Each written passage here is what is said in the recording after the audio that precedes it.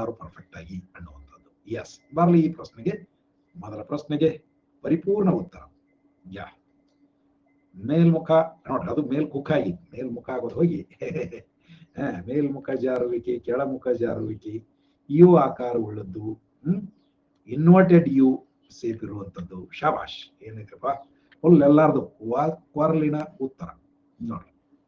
Rajkumar G, Mahesh ದ್ವಯರು, ಕರುಣಾ, ಶಶಿ, ಯಾ Virat, very good. Vijayalakshmi, Shashi, ಸಂಧ್ಯಾ, ಶ್ರುತಿ, ಆಕಾಶ್, ಶರಣು, ಮರ್ಯಂ, ಮತ್ತೆ ಯಾರ್ದು ಉಳಿತು, ಯಾರ್ದು ಯಾರು ಗದ್ದಲ ಮಾಡ್ಕೊಂಡ್ರಿ ನೋಡ್ಕೊಡ್ರಪ್ಪ. 87. ಯಾ, ಕೆಳಮುಖ ಜಾರುವಿಕೆ. ಅಗದಿ ಅಗದಿ ತಿಳಿಸಿ, ತಿಳಿ ನೀರು ಕುಡಿಸಿದಂಗೆ ತಿಳಿಸಿ ಹೇಳೇನ್ ನಾನು. ಯಾವಾಗ್ಲೂ ಬೇಡಿಕೆ ರೇಖೆ ಕೆಳಮುಖವಾಗಿ ಜಾರ್ತದ, ಕೆಳಮುಖವಾಗಿ ಜಾರ್ತದ, ಹೌದಲ್ಲ? ಸೊ ಬಹುಶಃ ಹಂಗಿದ್ರ ಇವತ್ತು ಯಾರು ಅಡ್ಡ ಇಲ್ಲ, ಶ್ರುತಿನೂ ಕರೆಕ್ಟ್ ಹಾಕ್ಯಾರ, ಯಾರು ತಪ್ಪ ಹಾಕಿದ್ರಿ ನೋಡ್ಕೊಡ್ರಪ್ಪ. ಮಿಸ್ಟೇಕ್ಸ್ ಆಗಬಾರ್ದು ಗೊತ್ತೈತಿ. ಅದಾವ್ದು ಮಸ್ತ್ ಚಿತ್ರ ಬಿಡಿಸಿದ್ರೆ ಆಯ್ತು. ಇದ್ರ ಬಗ್ಗೆ ಯಾರಿಗೆ ತಿಳಿದಿಲ್ಲ ಅಂದ್ರೆ ಕೇಳ್ರಿ, ಶರತ್ ರೆಕಾರ್ಡೆಡ್ ಕೇಳಿ ಏನಂತ. ಶರತ್ ಹೊಸದಾಗಿ ಬಂದರ ಕಾಣಿಸ್ತದ, ಹಿಂಗಾಗಿ ಅವ್ರಿಗೆ ಗೊತ್ತಿರ್ಲಿಕ್ಕಿಲ್ಲ. ಓಕೆ ಓಕೆ, ವಿರಾಟ್ 18, ಸೊ ಅವರು ಕೂಡ ಜಸ್ಟ್ ಬಂದಾರಂತ. ಗೊತ್ತಿರ್ಲಾರ್ದವ್ರಿಗಾಗಿ ಮಿತ್ರರೇ, ಸಿಂಪಲ್ ಅದ. ಬೇಡಿಕೆ ವಕ್ರ ರೇಖೆ ಹೀಗಿದೆ ಅಂತಂದ್ರೆ ಕೆಳಮುಖ ಜಾರುವಿಕೆ ಇದೆ, ಕೆಳಮುಖ ಜಾರುವಿಕೆ ಇದೆ. ಯಾಕೆ ಅದು ಕೆಳಮುಖನ ಜಾರಬೇಕು? ಕಾರಣ ಹೇಳಿದ್ದೀನಿ ನಾನು ನಿಮಗೆ. ಕೆಳಮುಖ ಯಾಕೆ ಜಾರಬೇಕು ಅಂತಂದ್ರೆ ಬೇಡಿಕೆಯ ನಿಯಮ, law of demand. Law of demand ಏನ್ ಹೇಳ್ತದ್ರಪ್ಪ? When the price goes up, demand comes down, and when the price comes down, the demand goes up. So ಈ ಒಂದು ಫಂಡಮೆಂಟಲ್ ನಿಯಮ ಸರಿ ಆಗ್ಬೇಕಾದ್ರೆ, ಸತ್ಯ ಆಗ್ಬೇಕಾದ್ರೆ, ಸೊ ಈ ರೀತಿ ಒಳಗೆ ಏನಾಗಬೇಕದು ಇಲ್ಲಿ ನೋಡಿ. ಬೆಲೆ ಕೆಳಗಿದ್ರ ಬೇಡಿಕೆ ಹೆಚ್ಚು, ಹೌದಾ? ಬೆಲೆ ಮ್ಯಾಲ ಹೋದ್ರ ಬೇಡಿಕೆ ಕಡಿಮೆ. ಸೊ ಹೀಗೆ ಈ ಒಂದು ಬೇಡಿಕೆ ಮತ್ತು ಬೆಲೆಯ ನಡುವೆ ಪರಸ್ಪರ ವಿಲೋಮ ಸಂಬಂಧ ಇರೋದ್ರಿಂದ supply curve is like this. Swati, it goes up. ಎಡದಿಂದ ಬಲಕ್ಕೆ ಮೇಲ್ಮುಖವಾಗಿ ಚಲಿಸುವಂತದ್ದು 4 ಡೇಸ್ ಅದ ಮಾಡಿವಂತ ತುಗ್ಗ ವಿಜಯಲಕ್ಷ್ಮಿ ಅದ. ಸೊ ಇದು ಉಲ್ಟಾ, ಇದರ ಉಲ್ಟಾ ಅದು.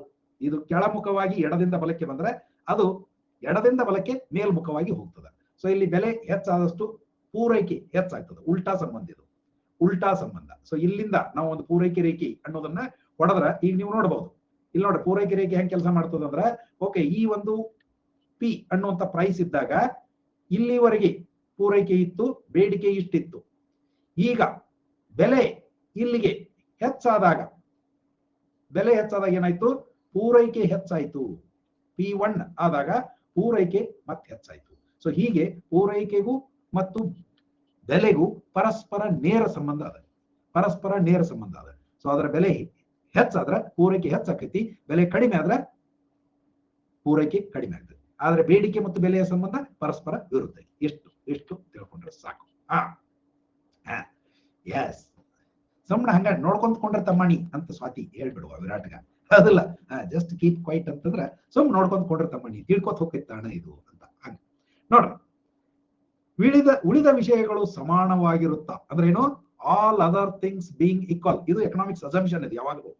Other things being given, other things being equal. ಸರಕೊಂದು ಅನೇಕ ಪರ್ಯಾಯಗಳನ್ನು ಹೊಂದಿದಲ್ಲಿ, other things being equal, and when a good is having so many alternatives, substitutes, its price elasticity of demand is more than 1, less than 1, 0, equal to 1. ನೋಡಿ, ಈಗ ಇದಕ್ಕೆ ಉತ್ತರ ಕೊಡೋ ಪ್ರಯತ್ನ ಮಾಡ್ರಿ. ಏನ್ ಕೊಡ್ತೀರಿ? ನಾವು ಒಂದು ಕೈ ನೋಡಿ ಬರ್ತೀವಿ. ಶರಣ್, ಮಹೇಶ್, ಆಕಾಶ, ಕರುಣ, ವಿಜಯಲಕ್ಷ್ಮಿ, ಶವಾಶ್, ಸ್ವಾತಿ ಅಡ್ಡಿ ಇಲ್ಲ. ಇದಕ್ಕ ಎಷ್ಟು? 43%. ಹೌದು. ಸೊ ಗದ್ಲು ಹಿಡಿದು ಬಿಡ್ತೈತಿ ಅದು. ನೋಡ್ರಿ, it is more than 1 when you have substitutes. ಸರಕೊಂದು ಅನೇಕ ಪರ್ಯಾಯಗಳನ್ನು ಹೊಂದಿದಲ್ಲಿ ಸಬ್ಸ್ಟಿಟ್ಯೂಟ್ಸ್ ಅಂದ್ರೆ ಹೆಂಗೆ? ಇದು ಇಲ್ಲ ಅಂತಂದ್ರೆ ಮತ್ತೊಂದೈತಿ. ಅಗ್ನಿ ಸರಳ ಉದಾಹರಣೆಗಳನ್ನು ನಾವು ಅಗದಿ ಸರಳ ಉದಾಹರಣೆಗಳನ್ನ ನಾವು ನೋಡೋದು ಹೇಗೆ ಅಂತ ಕೇಳಿದ್ರೆ ನಿಮಗೆ ಕಾಮನ್ ಆಗಿ ತಿಳಿಯುವಂತ ಸಬ್ಸ್ಟಿಟ್ಯೂಟ್ ಅಂತಂದ್ರೆ ಓಕೆ, ಸಕ್ಕರೆಯ ಬೆಲೆ ಹೆಚ್ಚಾದರೆ ಸೈ 10% ಸಕ್ಕರೆ ಬೆಲೆ ಹೆಚ್ಚಾಯಿತು ಅಂತ ಇಟ್ಕೊಳ್ರಿ. ಅವಾಗ ಅದರ ಬೇಡಿಕೆ ಎಷ್ಟು ಕಡಿಮೆ ಆಗ್ಬೇಕು? ಸಾಮಾನ್ಯವಾಗಿ ಹೇಳೋದಾದ್ರೆ 10% ಕಡಿಮೆ ಆಗ್ಬೇಕಾಗಿತ್ತು. ಆದ್ರೆ ಹಂಗಾಗೋದಿಲ್ಲ. ಅದು ಇಟ್ ಈಸ್ ಮೋರ್ ದನ್ 10%, ಸೈ 15% ಆಗ್ಬೋದು, 20% ಆಗ್ಬೋದು, 30% ಆಗ್ಬೋದು. It depends on the mood of the people. Even 50% ಆದ್ರೂ ಆಯ್ತೆ. ಯಾಕಂತಂದ್ರೆ ಇಲ್ಲಿ ಅವ್ರಿಗೆ ಇಮಿಡಿಯೇಟ್ ಆಪ್ಷನ್ ಬೆಲ್ಲ ಅನ್ನೋದೈತಿ, ಬೆಲ್ಲ ಐತಿ.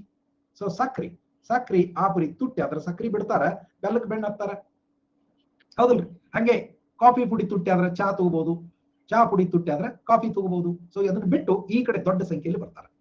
ಒಂದ್ ವೇಳೆ ಅದಕ್ಕೆ ಸಬ್ಸ್ಟಿಟ್ಯೂಟ್ಗಳೇ ಇಲ್ಲ ಅಂತಾದ್ರೆ usually it will be less than 1. Substitute ಇಲ್ಲ, ಬೇರೆ ದಾರೇ ಇಲ್ಲ ಅಂತಂದ್ರೆ ಅದನ್ನ ಲೆಸ್ ದನ್ 1 ಅಂತ ನಾವು ನೋಡ್ತೀವಿ.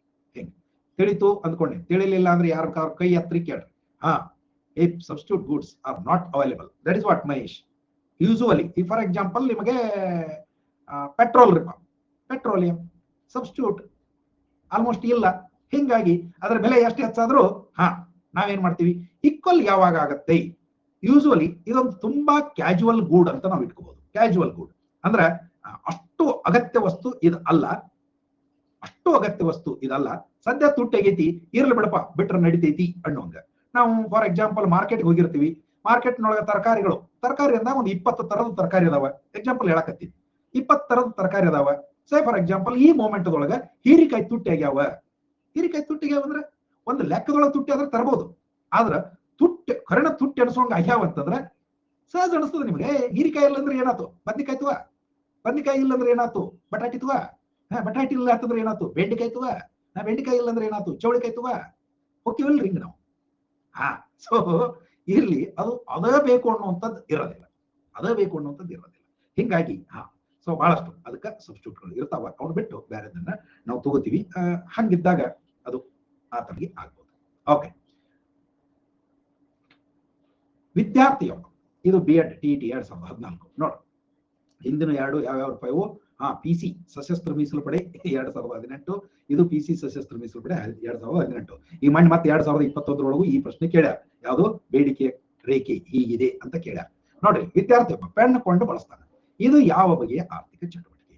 ಸೊ ಆರ್ಥಿಕ ಚಟುವಟಿಕೆಗಳನ್ನ ನಾವು ನಿಮ್ಗೆ ಹೇಳಿದೀವಿ. ಏನಪ್ಪ? ಉತ್ಪಾದಕ ಚಟುವಟಿಕೆ, ವಿನಿಮಯ ಚಟುವಟಿಕೆ, ಅನುಭೋಗ ಚಟುವಟಿಕೆ ಮತ್ತು ವಿತರಣಾ ಚಟುವಟಿಕೆ ಅನ್ನುವಂಥದ್ದು.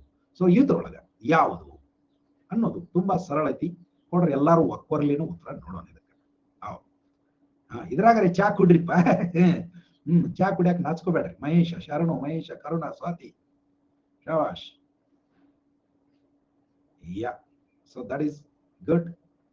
ನೋಡ್ರಿ, ಅನುಭೋಗಿ ಚಟುವಟಿಕೆ, ಕೆಲವರಿಗೆ ವಿನಿಮಯ ಚಟುವಟಿಕೆ.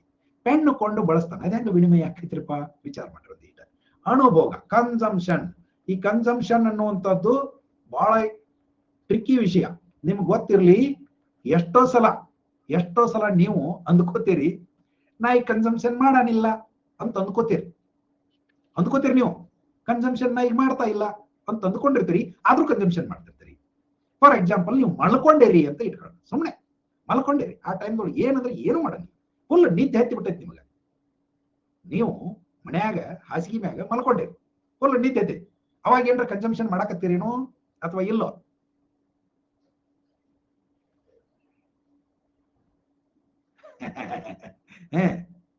ಏನ್ ಮಾಡಕತ್ತಿರ್ತೀವ್ರಿಪ್ಪ? ಇದೊಂಚೂರು ಇಂಟ್ರಾಕ್ಟಿವ್ ಇರ್ಲಿ, ಕೈ ಅದು ಎತ್ರಿ, ಮಾತಾಡ್ರಿ, ಖುಷಿಯಿಂದ ಹಂಚ್ಕೋರಿ. ಇವಷ್ಟ ನಿಮ್ಗಿರೋದು ಭಾಗ್ಯ. ಆಕ್ಸಿಜನ್ ಅಂತ ಮಹೇಶಪ್ಪ. ಮಹೇಶ್, ಸೆಕೆಂಡ್ ಮಹೇಶ್. ಬೆಡ್ ಹಾಕೊಂಡಿರ್ತೀವಿ, ಕರೆಕ್ಟ್. ಲೈಟ್ ಹಚ್ಕೊಂಡಿರ್ತೀವಿ, ರಾಜ್ಕುಮಾರ್, ಕರೆಕ್ಟ್. ಫ್ಯಾನ್ ಹಚ್ಕೊಂಡಿರ್ತೀವಿ, ಶರಣು, ಕರೆಕ್ಟ್. ಮತ್ತ ನೋಡ್, ಅಂಗಿ ಹಾಕೊಂಡಿರ್ತೀರಿಲ್ಲೋ? ಅಂಗಿ ಹಾಕೊಂಡಿರ್ತೀರ? ಹಾಕೊಂಡಂಗಿ ಸವ್ಯಾಕತ್ತಿರ್ತೈತಿ ಅವಾಗ. ಅಂಗಿ ಹಾಕೊಂಡು ಮಲ್ಕೊಳ್ರಿ, ಬನಿಯನ್ ಹಾಕೊಂಡು ಮಲ್ಕೊಳ್ರಿ. These are interesting things. ಹೌದಲ್ಲ? ಹೌದು. ಸೊ ಅವಾಗಲೂ ನಿಮ್ಮ ಕನ್ಸಂಪ್ಷನ್ ಚಾಲೂ ಇರ್ತೈತಿ. ಹಿಂಗ ನಿಮ್ಗೆ ಎಷ್ಟೋ ಸಲ ನಾ ಏನು ಮಾಡಾನಿಲ್ಲ ಅಂತ ಅನಿಸಿದಾಗಲೂ ನಿಮ್ಮ ಅವುಗಳ ಉಪಭೋಗ ಅನ್ನುವಂಥ ಆಕ್ಟಿವಿಟಿ ಚಾಲೂ ಇರ್ತೈತಿ ಅನ್ನೋದಕ್ಕೆ ನಾನು ಇನ್ನು ಎಚ್ಚರಿದ್ದಾಗ ಏನೇನಾಗಬಾರ್ದು ವಿಚಾರ ಮಾಡಿ. ಮಲ್ಕೊಂಡಾಗ ಇಷ್ಟು ಉಪಭೋಗ ಮಾಡ್ತೀರಿ ಅಂತಂದ್ರೆ ಎಚ್ಚರಿದ್ದಾಗ ನೀವು ಏನೇನು ಮಾಡಬಾರ್ದು. ಹೀಗಾಗಿ ಈ ಉಪಭೋಗ ಅನ್ನುವಂಥದ್ದು consumption in one or the other form round the clock ಚಾಲೂನೇ ಇರ್ತದೆ. ಮನುಷ್ಯ ಹುಟ್ಟಿದ ಅಂದ್ರೆ ಮುಗಿತು, ಅಲ್ಲಿಂದ ರೌಂಡ್ ದ ಕ್ಲಾಕ್ ಕನ್ಸಂಪ್ಷನ್ ಚಾಲು. Okay ya. ಸೊ ಇಲ್ಲಿ ನಾವು ನೋಡಿದ್ದು ಒಂದು ಅನುಭೋಗಿ ಚಟುವಟಿಕೆ ಯಾವ್ದಪ್ಪ, ವಿದ್ಯಾರ್ಥಿ ಪೆನ್ ಕೊಟ್ಟು ಬಳಸುವಂತದ್ದು. ಮಾರುಕಟ್ಟೆಯ 2 ಆಧಾರ ಸ್ತಂಭಗಳೆಂದರೆ ನೋಡಿ, 2 ಆಧಾರ ಸ್ತಂಭ ಒಂದಲ್ಲ, 2 ಆಧಾರ ಸ್ತಂಭಗಳು ಯಾವುವು? So the pillars of market, which of the 2 are pillars of market? Pillars Sharan, Virat, Vijayalakshmi, Rajkumar, Karuna, ಯಪ್ಪೋ, ದೇವರೇ ನೋಡಿ. ಸೊ ಇನ್ನೊಂದು ಈಟ ನೀವೇನ್ ಮಾಡ್ಬೇಕು, ತಿಣಿಕಿ ಜೋರ್ಲೆ ಒಗಿಬೇಕು ಉತ್ತರ ಅಂದ್ರೆ ಕರೆಕ್ಟ್ ಬೀಳ್ತೈತಿ ಅದು.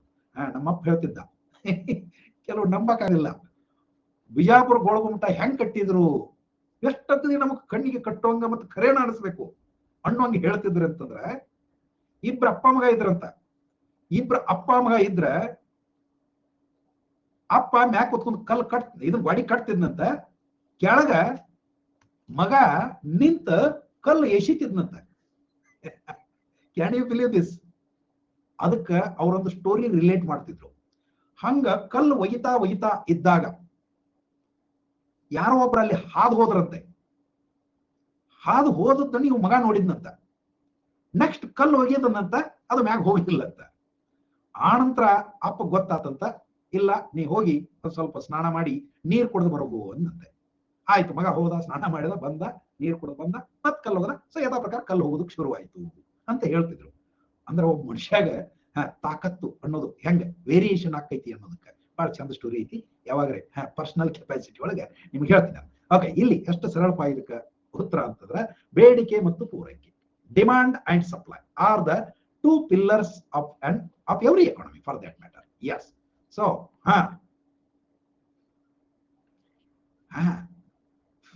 these are previous questions, Shruti, but still unable to answer couple of them, isn't it? So ಹಂಗ ನಿಮಗ ಇದು ಡೌಟ್ ಕ್ಲಿಯರಿಂಗ್ ಅಂದ್ರೆ ಹಂಗ ಆಗ್ಲೇ ಹೇಳಿರೋದನ್ನ ಮತ್ತೊಮ್ಮೆ ಹೇಳೋದು, ಏನಾರ ತಿಳುವಳಿಕೆ ಒಳಗೆ ಡೌಟ್ ಉಳಿದಿತ್ತು ಅಂದ್ರೆ ಅದನ್ನ ಸ್ವಚ್ಛ ಮಾಡೋದು ಅಂತ. ಇದು ಅತ್ಯಂತ ಶ್ರೇಷ್ಠ ಸುಂದರ ಪ್ರಶ್ನೆ. ಒಗಿರಿ ಇದಕ್ಕರೆ ನೋಡೋಣ, ಒಂದು ಚಾ ಬರುವಂತ ಪ್ರಶ್ನೆ ಉತ್ತರ. ಹೌದು, ಬರ್ತೈತಿ ಇದಕ್ಕೆ ಬಾಳ್ ಮಾಡಿ ಚಾ. ಮಹೇಶ್, ಕಾರಣ ಅಲ್ಲಲ್ಲಲ್ಲಲ್ಲ, ಚಾ ಗೇಟ್ ಓಪನ್ ನೋಡ್ರಿ, ಈಗ ಚಾಲು ಮಾಡ್ಕೊಂಡು ನೋಡ್ರಿ ಎಲ್ಲಾರ ಮನ್ಯಾಗ. ಮಹೇಶ್, ಕರುಣ, ಮಹೇಶ್, ಶರಣು, Akash, that is really good and great. Yeah. So ಕೊನೆಗೂ ಒಂದು ಪ್ರಶ್ನೆಗೆ 100ಕ್ಕೆ 100 ಉತ್ತರ ಕೊಡುವಷ್ಟು ಸಮರ್ಥರಾದ್ರಿ ಎಲ್ಲರೂ, ಅದು ಬಹಳ ಸಂತೋಷ. Adam Smith 1776, wealth of nations ಇತ್ಯಾದಿ ಇತ್ಯಾದಿ ಇತ್ಯಾದಿ ನಮಗ ಗೊತ್ತದ. ಯಾ. ಪಾರ್ಟಿ ಏನಿಲ್ಲ, ಚಾಣ ಸೀದಾ ನಿಮ್ ಮನ್ಯಾಗ ಚಾ. ಹೌದು. 2, 3, 4 ಆರ್ಥಿಕ ಮುಕ್ತಿಗೆ ಕರಣ್ ಅಂತ ವಿರಾಟ್ ಏನಂದ್ರೆ ಪಾಕ್. ಈ ಕೆಳಗಿನವುಗಳಲ್ಲಿ ಒಂದು ಮಾರಾಟ ಪ್ರಕ್ರಿಯೆ ಆಗಿರುವುದಿಲ್ಲ. ನೋಡಿ, ಮಾರಾಟ ಪ್ರಕ್ರಿಯೆ ಅಂತ. So which of the following is not one of the process of marketing, that is selling a product, a commodity? So which is not a part of selling process ಅಂತ. ಬಹಳ ಸರಳ ಪ್ರಶ್ನೆ, ಚಂದ ಪ್ರಶ್ನೆ. ಕೊಡ್ರಿ ಎಲ್ಲರೂ ವಾಕ್ಪೊರಲಿಂದ ಉತ್ತರ ಇದಕ್ಕೆ ನೋಡೋಣ. ನೋಡಿ, ಮಹೇಶ್, ವಿರಾಟ್, ಶರಣು, ಕರುಣ, ಸ್ವಾತಿ, ದಟ್ ಇಸ್ ಗುಡ್.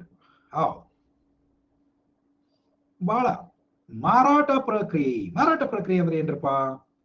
ಜಾಹೀರಾತು ಕೊಡೋದು, ಪ್ರಚಾರ ಮಾಡೋದು ಮಾರಾಟ, ಹೌದಿಲ್ಲ? ವಿಕ್ರಯ ಕಲೆ, ಕ್ರಯ ವಿಕ್ರಯ, ನಾನು ಕೊಳ್ಳೋದು, ಕ್ರಯ ಕೊಂಡುಕೊಳ್ಳೋದು, ವಿಕ್ರಯ ಅಂದ್ರೆ ಮಾರಾಟ ಮಾಡೋದು. ವಿಕ್ರಯ ಕಲೆ. ನಿಮಗ MBA ಅಂತ ಕೋರ್ಸ್ ಮಾಡ್ತಾರಲ್ಲ, MBA ಮಾರ್ಕೆಟಿಂಗ್ ಅಂತ ಸ್ಪೆಷಲೈಸೇಷನ್ ಮಾಡ್ಕೊಂಡಿರ್ತಾರಲ್ಲ, MBA ಮಾರ್ಕೆಟಿಂಗ್ ದೊಳಗೆ ಮತ್ತೇನು ಹೇಳಂಗಿಲ್ಲ, ಇದೇ ಹೇಳ್ಕೊಡ್ತಾರೆ ನಿಮ್ಗೆ. MBA ಮಾರ್ಕೆಟಿಂಗ್ ಅನ್ನೋದನ್ನೇ ವಿಕ್ರಯ ಕಲೆ, ಮತ್ತೇನು ಅಲ್ಲ. ಉತ್ಪಾದನೆ ಅನ್ನುವಂಥದ್ದು, this is advertisement, this is campaigning, this is sales skill. ನಾನು ಪದೇ ಪದೇ ಹೇಳ್ತಿರ್ತೀನಿ, ನನ್ನಂತವಗ ಯಾವರೇ ಒಬ್ಬವ ಒಂದು ಅರ್ಧ ಡಜನ್ ಹಣಿಗಿ ಮಾರಿದ ಅಂತ ಇಟ್ಕೊಡು. ಹಣಿಗಿ, ಬಾಚಣಿಕೆ, ಕೊಂಬು ಗೊತ್ತೈತಿಲ್ಲ? ಇರುವ 4 ಕೂದ್ಲ ಆದ್ರೂ ನನಗ ಒಂದು ಅರ್ಧ ಡಜನ್ ನಾವು ಬಾಚಣಿಕೆ ಮಾರಿ ಹೋದ ಅಂತಂದ್ರೆ he is good at it ಅಂತ. ಎದ್ರೊಳಗ ವಿಕ್ರಯ ಕಲೆ ಅದು ಏನಪ್ಪ ತುಂಬಾ ಮುಖ್ಯ, ತುಂಬಾ ಮುಖ್ಯ. ಎಷ್ಟೋ ಸಲ ಹಿಂಗಾಗ್ತದ, ನೀವು ಹೋದಾಗ ಬಟ್ಟೆ ತಗೋಬೇಕು ಅಂತ ಹೋಗ್ತೀರಿ, ಬಟ್ಟೆ ತಗೊಂಡು ಹೋದಾಗ ಅಲ್ಲಿ ಒಬ್ಬ ಕೌಂಟರ್ದಾಗ ನಿಂತಿರ್ತಾನೆ, ನೀವ ಅವಂಗ ಅದನ್ನ ಕೊಡ್ರಿ ಇದನ್ನ ಕೊಡ್ರಿ, ಅವ ಅಟ್ಟ ತೆಗೆದು ಕೊಟ್ಟು ಹಿಂಗ್ ಮುಂದೆ ನಿಮ್ ಮುಂದೆ ಇಟ್ಟು ಬಿಡ್ತಾನ, ವಾಯ್ಮಿಡಿ ಅಂತ ನಿಂತು ಬಿಡ್ತಾನ. ಒಂದು ಅನ್ನಂಗಿಲ್ಲ, ಒಂದು 8 ತೆಗಿಸ್ತೀರಿ ನೀವು, ನಿಮ್ಗೆ ಅದ್ರೊಳಗೆ ಆಕ್ಚುಲಿ ಯಾವ್ದನ್ನಾದ್ರೂ ಒಂದು ತಗೋಬಹುದು ಇರ್ತದ. ಬಟ್ ಅವ ಬಟ್ಟೆ ತೆಗೆದು ಕೊಡವ ಹಂಗ ಸುಮ್ ಗೂಟ್ ನಿಂತಂಗ್ ನಿಂತು ಫಿಟ್ಟಿಗೆ ಅಂತಂದ್ರೆ ನಿಮಗ್ ಬೇಸರ ಆಗಿಬಿಡ್ತದೆ. ಇರ್ಲಿ ತಗೋ ತೆಗೆದಿಡ ಅಂತ ಹೇಳಿ ಹೊರಗೆ ಬರ್ತೀರಿ, ಇನ್ನೊಂದು ಅಂಗಡಿಗೆ ಹೋಗ್ತೀರಿ, ಅಲ್ಲಿ ಅವ್ ಒಳಗೆ ಹೋಗ್ತಿದ್ದಂಗೆ ಬರ್ರಿ ಸರ್ ಬರ್ರಿ ಸರ್ ಬರ್ರಿ, welcome sir, please welcome welcome, ಬರ್ರಿ ಸರ್ ಏನ್ ಬೇಕಾಗಿತ್ತು ಹೇಳಿ ಸರ್ ಅಂತ ಹಂಗ ಅಂದವನ. ಯಾವೊಬ್ಬ ಕಲ್ಲಪ್ಪೋ ಮಲ್ಲಪ್ಪೋ ಕಲ್ಯಾ ಒಂದ್ 2 ಚಾ ತಗೊಂಬ್ರೋ ಅಂತ ಅವ್ನು ಚಾ ತರಕ್ ಹೋಗ್ಕೊಂಡು ಅಷ್ಟೊತ್ತಿಗೆ ಇವ ಸರ್ ಹೇಳಿ ಪ್ಯಾಂಟ್ ಬೇಕಾಗಿದ್ರೆ ತೋರಿ ಸರ್, ಇದು ನೋಡಿ ಸರ್ ಲೇಟೆಸ್ಟ್ ಬಂದದ ನೋಡಿ ಸರ್, ಈ ಡಿಸೈನ್ ಭಾರಿ ಐತಿ ನೋಡಿ ಸರ್, ಫ್ಯಾಬ್ರಿಕ್ ಎಷ್ಟು ಚಂದ ಐತಿ ನೋಡಿ ಸರ್, ಎಷ್ಟು ಸ್ಮೂತ್, ನಿಮ್ ಪರ್ಸನಾಲಿಟಿಗೆ ಅಗ್ದಿ ಮ್ಯಾಚ್ ಆಗ್ತದೆ ನೋಡಿ ಸರ್. ಹಿಂಗ್ ಚಾಲೋ ಮಾಡ್ತಾನಲ್ಲ, ಆ ಹಿಂದಿನ ಅಂಗಡಿಯಾಗ ನೋಡಿ ನೀವು ಎಲ್ಲಾನು ಬಿಟ್ಟು ಬಂದಿರ್ತಿರಲ್ಲ, ಅದಕ್ಕಿಂತಲೂ ಆರ್ಡಿನರಿ ಇದ್ದದನ್ನು ಇಲ್ಲಿ ಖರೀದಿ ಮಾಡ್ತೀರಿ. ಸೊ ಇದಕ್ಕ ವಿಕ್ರಯ ಕಲೆ ಅಂತ ಕರೀತಾರೆ, ಹೌದಾ? ಸೊ ಎಷ್ಟೋ ಸಲ ನೀವು ಸುಮ್ಮನೆ ಹೊಂಟವ್ರನ್ನ ತಗೋಬೇಕು ಅಂತ ಅನ್ಸೋದೈತಲ್ಲ, ದಟ್ ಇಸ್ ವಿಕ್ರಯ ಕಲೆ. ಉತ್ಪಾದನೆ it is not sales, it is production function ಹೌದಾ? ಸೊ ಅದಕ್ಕಾಗಿ ಭಾರತ ಈ ಕೆಳಗಿನ ಆರ್ಥಿಕತೆಗೆ ಉತ್ತಮ ಉದಾಹರಣೆ ಆಗ್ಯದ. ಸೊ ಇದನ್ನ ಆಕ್ಚುಲಿ ನಾನು ಬಹಳ ಡೀಟೇಲ್ಸ್ ನಿಮ್ಗೆ ಇನ್ನೂ ಹೇಳಿಲ್ಲ, ಬಟ್ ಇದ್ರ ಪಾರ್ಟ್ ಆಗಿ ಇಲ್ಲೇ ಮುಗಿಸೋಣ ಅಂತ ಹೇಳಿ. ಸೊ ಟೈಪ್ಸ್ ಆಫ್ ಎಕಾನಮೀಸ್ ಮುಂದೊಂದು ಸಂದರ್ಭದೊಳಗೆ ಬರ್ತದ, ಅಲ್ಲಿ ಇನ್ನೂ ವಿವರವಾಗಿ ಹೇಳ್ತೀನಿ. ಬಟ್ ಎನಿವೆ ಇದಾಗಿ ತಮಗೆ ಗೊತ್ತಿರುವಂತ ಸಂಗತಿನೇ, ಅದಕ್ಕಾಗಿ ಎಲ್ಲರೂ ಉತ್ತರಿಸಬಹುದು. ಸೊ ಭಾರತದ ಆರ್ಥಿಕತೆ ಯಾವುದಕ್ಕೆ ಅತ್ಯುತ್ತಮ ಉದಾಹರಣೆ ಆಗ್ಯದ ಅಂತ ಕೇಳಿದ್ರೆ, ಇದು ಕೂಡ ಸುಮ್ಮನೆ ನಾವು ಸಾಂಪ್ರದಾಯಿಕವಾಗಿ ಇದನ್ನ ಉತ್ತರ ಕೊಟ್ಕೋತ ಬರಾಕತ್ತೀವಿ. ಈಗೇನಾದ್ರೂ ನಾನು ಪ್ರಶ್ನೆ ತೆಗೆಯುವಂತದ್ದಾದ್ರೆ, ಮತ್ತದು ಇಷ್ಟ ಸಿಂಪಲ್ ಆಗಿ ಪ್ರಶ್ನೆ ತೆಗೆಯುವಂತ ನಾನು ಕೂತ್ರೆ ಇದನ್ನೇನ್ ಮಾಡ್ತೀನಿ ಅಂದ್ರೆ ಸ್ವಲ್ಪ ಚೇಂಜ್ ಮಾಡ್ತೀನಿ. ಸಮಾಜವಾದಿ ಅರ್ಥವ್ಯವಸ್ಥೆ, ಮಿಶ್ರ ಅರ್ಥವ್ಯವಸ್ಥೆ ಐತಿ, ಮೇಲಿನ ಯಾವುದು ಅಲ್ಲ ಐತಿ. ಇಲ್ಲಿ ಒಂದು ಈಟ ಬಂಡವಾಳಶಾಹಿ ಎತ್ತ ಸಾಗುತ್ತಿರುವ ಅರ್ಥವ್ಯವಸ್ಥೆ ಅಂತ ಮಾಡ್ತೀನಿ. ಜಸ್ಟ್ ಒಂದು ಸ್ಮಾಲ್ ಚೇಂಜ್ ಇದು. ಏನ್ ಮಾಡಿದೀನ್ರಿಪ್ಪ ನಾನು, ನಿಮಗೆ ತಲೆಯಾಗ ಫಿಕ್ಸ್ ಐತಿ ಏನು, ಭಾರತ ಅಂದ್ರೆ ಮಿಶ್ರ ಅರ್ಥವ್ಯವಸ್ಥೆ ಒಗದ ಬಿಡೋದು, ಭಾರತ ಅಂದ್ರೆ ಮಿಶ್ರ ಅರ್ಥವ್ಯವಸ್ಥೆ ಅಂತ ಒಗದ ಬಿಡೋದು. ಆದರೆ ಈಗ ನಮ್ಮ ಅರ್ಥವ್ಯವಸ್ಥೆ ಎಂತದ್ರಿಪ್ಪ, ಯಾವುದು ಹೆಚ್ಚು ಸೂಟೇಬಲ್ ಅಂತಂದ್ರೆ ಎಸ್ ಇಟ್ ಇಸ್ ಬಿ, ಬಂಡವಾಳಶಾಹಿ ಎತ್ತ ಸಾಗುತ್ತಿರುವಂತ ಅರ್ಥವ್ಯವಸ್ಥೆ. ಸೊ ಒಂದು ಕಾಲದೊಳಗೆ this public participation means government participation in economic activities was quite visible, quite prominent. But of late, in recent past, particularly in the last 2.5 decades, ಏನಾಗಿದೆ, ಸರ್ಕಾರದ ಪಾತ್ರ ಹಂತ ಹಂತವಾಗಿ ಕಡಿಮೆ ಆಕೋತ ಬರಕತ್ತದ, ಖಾಸಗಿಯವರ ಪಾತ್ರ ಹೆಚ್ಚಾಕೋತ ಹೊಂಟದ. ನೋಡಿ, ಮೊದಲೆಲ್ಲ ಮೊಬೈಲ್ ಅಂದ್ರೆ ಟೆಲಿಫೋನ್ ಕಂಪ್ಲೀಟ್ ಸರ್ಕಾರದ ಇತ್ತು, ಬಸ್ ಸರ್ವಿಸ್ ಕಂಪ್ಲೀಟ್ ಸರ್ಕಾರದೇ ಇತ್ತು, ಶಾಲೆಗಳು ಕಂಪ್ಲೀಟ್ ಸರ್ಕಾರದೇ, ಆರೋಗ್ಯ ಸೇವೆ ಸರ್ಕಾರದೇ, ಹಿಂಗ ಮೆಜಾರಿಟಿ ಅವ್ರದಿದ್ರು. ಮುಂದೆ ದೊಡ್ಡ ಉದ್ದಿಮೆಗಳು, ಕಬ್ಬಿಣ ಮತ್ತು ಉಕ್ಕು ತಯಾರಿಸುವವರು ಅವರೇ. ಹೀಗೆ ಬಹುತೇಕ ಸರ್ಕಾರ ಅಂತಿದ್ದಲ್ಲಿ ಈಗ ಖಾಸಗಿ ಅನ್ನೋದು ಬರಕತ್ತದ. ಸೊ ಅದಕ್ಕಾಗಿ ನಾವೇನ್ ಮಾಡಕತ್ತೀವಪ್ಪ ಅಂತಂದ್ರೆ, ಇಲ್ಲಿ ಬಂಡವಾಳ ಶಾಹಿ ಎತ್ತ ಸಾಗುತ್ತಿರುವಂತಹ ಒಂದು ಅರ್ಥವ್ಯವಸ್ಥೆ ಅಂತ ಹೇಳಕತ್ತೀವಿ.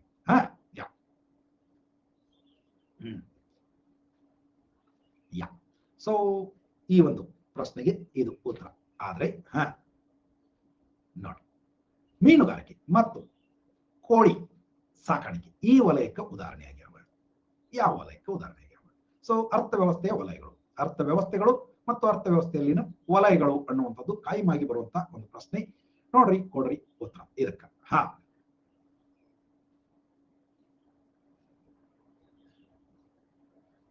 ಎಸ್ ರಾಜ್ಕುಮಾರ್, ಮಹೇಶ್, ಶರಣು, ಶಶಿ, ವಿರಾಟ್, ಮತ್ತೊಮ್ಮೆ ತುಂಬಾ ದೊಡ್ಡ ಉತ್ತರ, ಅಗದಿ ಸರಳ ಐತಿ. ಆದ್ರೂ ಕೆಲವರು ಕನ್ಫ್ಯೂಸ್ ಮಾಡ್ಕೊಂಡು ಒಬ್ರಿಬ್ರು ದ್ವಿತೀಯ ವಲಯ ಅಂತ ಹಾಕಿರಿ. ಇದು ಕೂಡ ರೆಗ್ಯುಲರ್ ಆಗಿ ಬರುವಂತ ಪ್ರಶ್ನೆಗಳಿವೆ, ಹೌದಾ? ಸೊ ಪ್ರಾಥಮಿಕ ವಲಯ ಮೀನುಗಾರಿಕೆ ಮತ್ತು ಕೋಳಿ ಸಾಕಾಣಿಕೆ. ಯಾವ ಆರ್ಥಿಕ ಚಟುವಟಿಕೆ ನಿಸರ್ಗದನ್ನ ಆಧರಿಸಿ, ನಿಸರ್ಗವನ್ನ ಅವಲಂಬಿಸಿ ನಡೀತದನೋ ಅದನ್ನ ಪ್ರಾಥಮಿಕ ವಲಯ ಅಂತ ಕರಿತೀವಿ. It is that simple. ಸರಳಾಗಿ ನೆನ್ಪಿಟ್ಕೊಳ್ಳೋದು ಏನಪ್ಪಾ ಅಂತಂದ್ರೆ ಇಲ್ಲಿ ಮೀನುಗಾರಿಕೆ ನಿಸರ್ಗ ಬಿಟ್ಟೈತೇನು, ನೀರಿಲ್ದ ಯಾವ ಮೀನು ಸಾಕಿದವಲ್ಲ ಏನು ಹಂಗೆ ಕೇಳೋದು ಬೇಕಿದ್ರೆ. ನೀರಿಲ್ದ ಮೀನಾಸಿ ಹಾಕಿದಂತ ಗಂಡು ಮಗ ಯಾವ ಅದಾನೇನು ಅಂತ ಅದ್ರ ಹಂಗ ಇಲ್ಲ. ಮತ್ತು ಕೋಳಿ ಅನ್ನೋದು ಕೂಡ ಒಂದು ನೈಸರ್ಗಿಕವಾಗಿ ಅದಕ್ಕೆ ಕಾಳ ಕಡಿ ಅಂತ ಬೇಕಾಗ್ತಾವೆ. ಇವನ್ನೆಲ್ಲ ನಾವೇನ್ ಮಾಡ್ಕೊತೀವಿ, ನಿಸರ್ಗದಿಂದ ಪಡಿತೀವಿ ಅಂತ ಹೆಂಗ್ ಹೌದು. ಸೊ ಅದಕ್ಕಾಗಿ ಪ್ರಾಥಮಿಕ ವಲಯ ಅಂತ. ಪ್ರಾಥಮಿಕ ವಲಯ ಅಂದ್ರ ಕೃಷಿ ಮತ್ತು ಇವೆಲ್ಲ ಏನದಾವಲ್ಲ ಇಂಥವು ಕೋಳಿ ಹಂದಿ ಇವೆಲ್ಲ. ಎಸ್, ಪರಿಪೂರ್ಣವಾದ ಸ್ಪರ್ಧಾತ್ಮಕ ಮಾರುಕಟ್ಟೆಯ ಪರಿಕಲ್ಪನೆಯನ್ನು ಅರ್ಥಶಾಸ್ತ್ರದಲ್ಲಿ ವಿವರಿಸುವಾಗ ಇದರಲ್ಲಿ ಕಾಣದ ಕೈಯ ಪ್ರಭಾವವಿರುವ ಕಲ್ಪನೆಯನ್ನು ಮೊದಲಿಗೆ ವಿವರಿಸಿದವರು. ನಿನ್ನೆ ನಾವು ನೋಡಕತ್ತಿದ್ವಿ ಇನ್ವಿಸಿಬಲ್ ಹ್ಯಾಂಡ್ ಅನ್ನುವಂಥದ್ದು ಒಂದು ಜಸ್ಟ್ ನಾನು ನಿಮ್ಗೆ ಹಂಗೆ ಪಾಸಿಂಗ್ ರೆಫರೆನ್ಸ್ ಆಗಿ ಅಲ್ಲಿ ಹೇಳಿದ್ದೆ, ಪಾಸಿಂಗ್ ರೆಫರೆನ್ಸ್. ಸೊ ಇದನ್ನ ಕೊಟ್ಟವರು ಯಾರು, ಹಂಗ ಕೆಲವು ಸಲ ಇವುಗಳನ್ನ ಎಕನಾಮಿಕ್ಸ್ ಒಳಗ ಬೇರೆ ಬೇರೆ ಹೆಸರುಗಳಿಂದ ಕರೀತಾರೆ. ಬಹಳ ಚಂದದವು. ಕೆಲವು ಪಿಗುಯನ್ ಟ್ಯಾಕ್ಸೇಷನ್ ಅಂತ ಬರ್ತದೆ, ಎಕ್ಸ್ಟರ್ನಾಲಿಟೀಸ್ ಅಂತ ಬರ್ತಾವ, ಅಂತದ್ದು ಇದು ಕೂಡ ಒಂದು. ಶ್ರುತಿ ಭಟ್ ನೋಡವ, ನಿಂಬೆ ಬೆಳೆಯೋದು ಪ್ರಾಥಮಿಕ, ನಿಂಬೆ ಮಾರಾಟ ಮಾಡೋದು ದ್ವಿತೀಯಕ ಅಲ್ಲ, ಮಾರಾಟ ಅಂದ್ರೆ ತೃತೀಯಕ. ಅದು ಉಪ್ಪಿನಕಾಯಿ ಮಾಡೋದು ದ್ವಿತೀಯಕ. ಮ್ಯಾಗಿಂದ ಕೆಳಗಾಗಬೇಕು, ಕೆಳಗಿಂದ ಮ್ಯಾಗ ಆಗ್ಬೇಕು. ಓಕೆನಾ? ಮಾರಾಟ ಸೇಲ್ಸ್ ಈಸ್ ಸರ್ವಿಸ್ ಸೆಕ್ಟರ್. ಯಾವಾಗ್ಲೂ ಅಂಗಡಿ ಇಟ್ಟಾರ್ರಿ ನಮ್ಮವರೊಬ್ರು, ಅಂಗಡಿ ಇಟ್ಟಾರ ಅಂದ್ರೆ ಆತ ಸರ್ವಿಸ್ ಸೆಕ್ಟರ್ದೊಳಗೆ ಅದಾನ, ಸೇವಾ ಕ್ಷೇತ್ರದೊಳಗೆ ಅದಾನ ಅಂತ. Adam Smith. S friends, so ಈ ಒಂದು ಕಾಣದ ಕೈ ಪ್ರಭಾವ ಹೇಗೆ ಅರ್ಥವ್ಯವಸ್ಥೆ ಒಳಗ ನೆರವು ಆಗ್ತದ ಅನ್ನೋದನ್ನು ಬಹಳ ಚಂದ ಹೇಳ್ತಾರೆ ಅಡಮ್ ಸ್ಮಿತ್. ಈ ಕಾಣದ ಕೈ ಹೇಗೆ ಒಂದು ಅರ್ಥವ್ಯವಸ್ಥೆಯ ಬೆಳವಣಿಗೆಗೆ ಕಾರಣ ಆಗ್ತದ ಅನ್ನುವಂಥದ್ದನ್ನ ಹೇಳ್ತಾರ ಅವರು. ಈಗ ನಾವೆಲ್ಲ ಸಾಮಾನ್ಯವಾಗಿ ಯಾವುದೇ ಕೆಲಸ ಮಾಡ್ಬೇಕಾದ್ರೆ ನಮ್ಮ ಆಸಕ್ತಿಯನ್ನು ಇಟ್ಕೊಂಡು ಕೆಲಸ ಮಾಡ್ತೀವಿ. ಅಂದ್ರೆ ವೈಯಕ್ತಿಕವಾಗಿ ಮೊದಲು ನನ್ನ ಸ್ವಾರ್ಥ ಅಂತಿರ್ತದ, ನನ್ನ ಸ್ವಾರ್ಥ ಅಂತಿರ್ತದ. ಸ್ವಾರ್ಥ ಅಂದ್ರೆ ನಾನು ಬೆಳಿಬೇಕು, ನಾನು ಒಂದು ಲಾಭ ಪಡಿಬೇಕು, ನನಗೊಂದು ಆದಾಯ ಬರಬೇಕು, ಇದೇ ಸ್ವಾರ್ಥ ಮನುಷ್ಯರಿಗೆ, ಹೌದಲ್ಲ? ಹಾಗೆ ಉದ್ದೇಶ ಇಟ್ಕೊಂಡು ಒಂದು ಆರ್ಥಿಕ ಚಟುವಟಿಕೆಯನ್ನು ನಾನು ಶುರು ಮಾಡ್ತೀನಿ. ಆದರೆ ನಾನು ಮಾಡುವಂತ ಅಂತ ಒಂದು ಆರ್ಥಿಕ ಚಟುವಟಿಕೆ ಉಳಿದ ಎಷ್ಟೋ ಜನರಿಗೆ ಯಾವ್ಯಾವ ರೀತಿ ಒಳಗೆ ಹೆಲ್ಪ್ ಆಗ್ತದ ಅನ್ನೋದನ್ನ ಇವ್ರು ಹೇಳ್ಕೊತ ಹೋಗ್ತಾರೆ.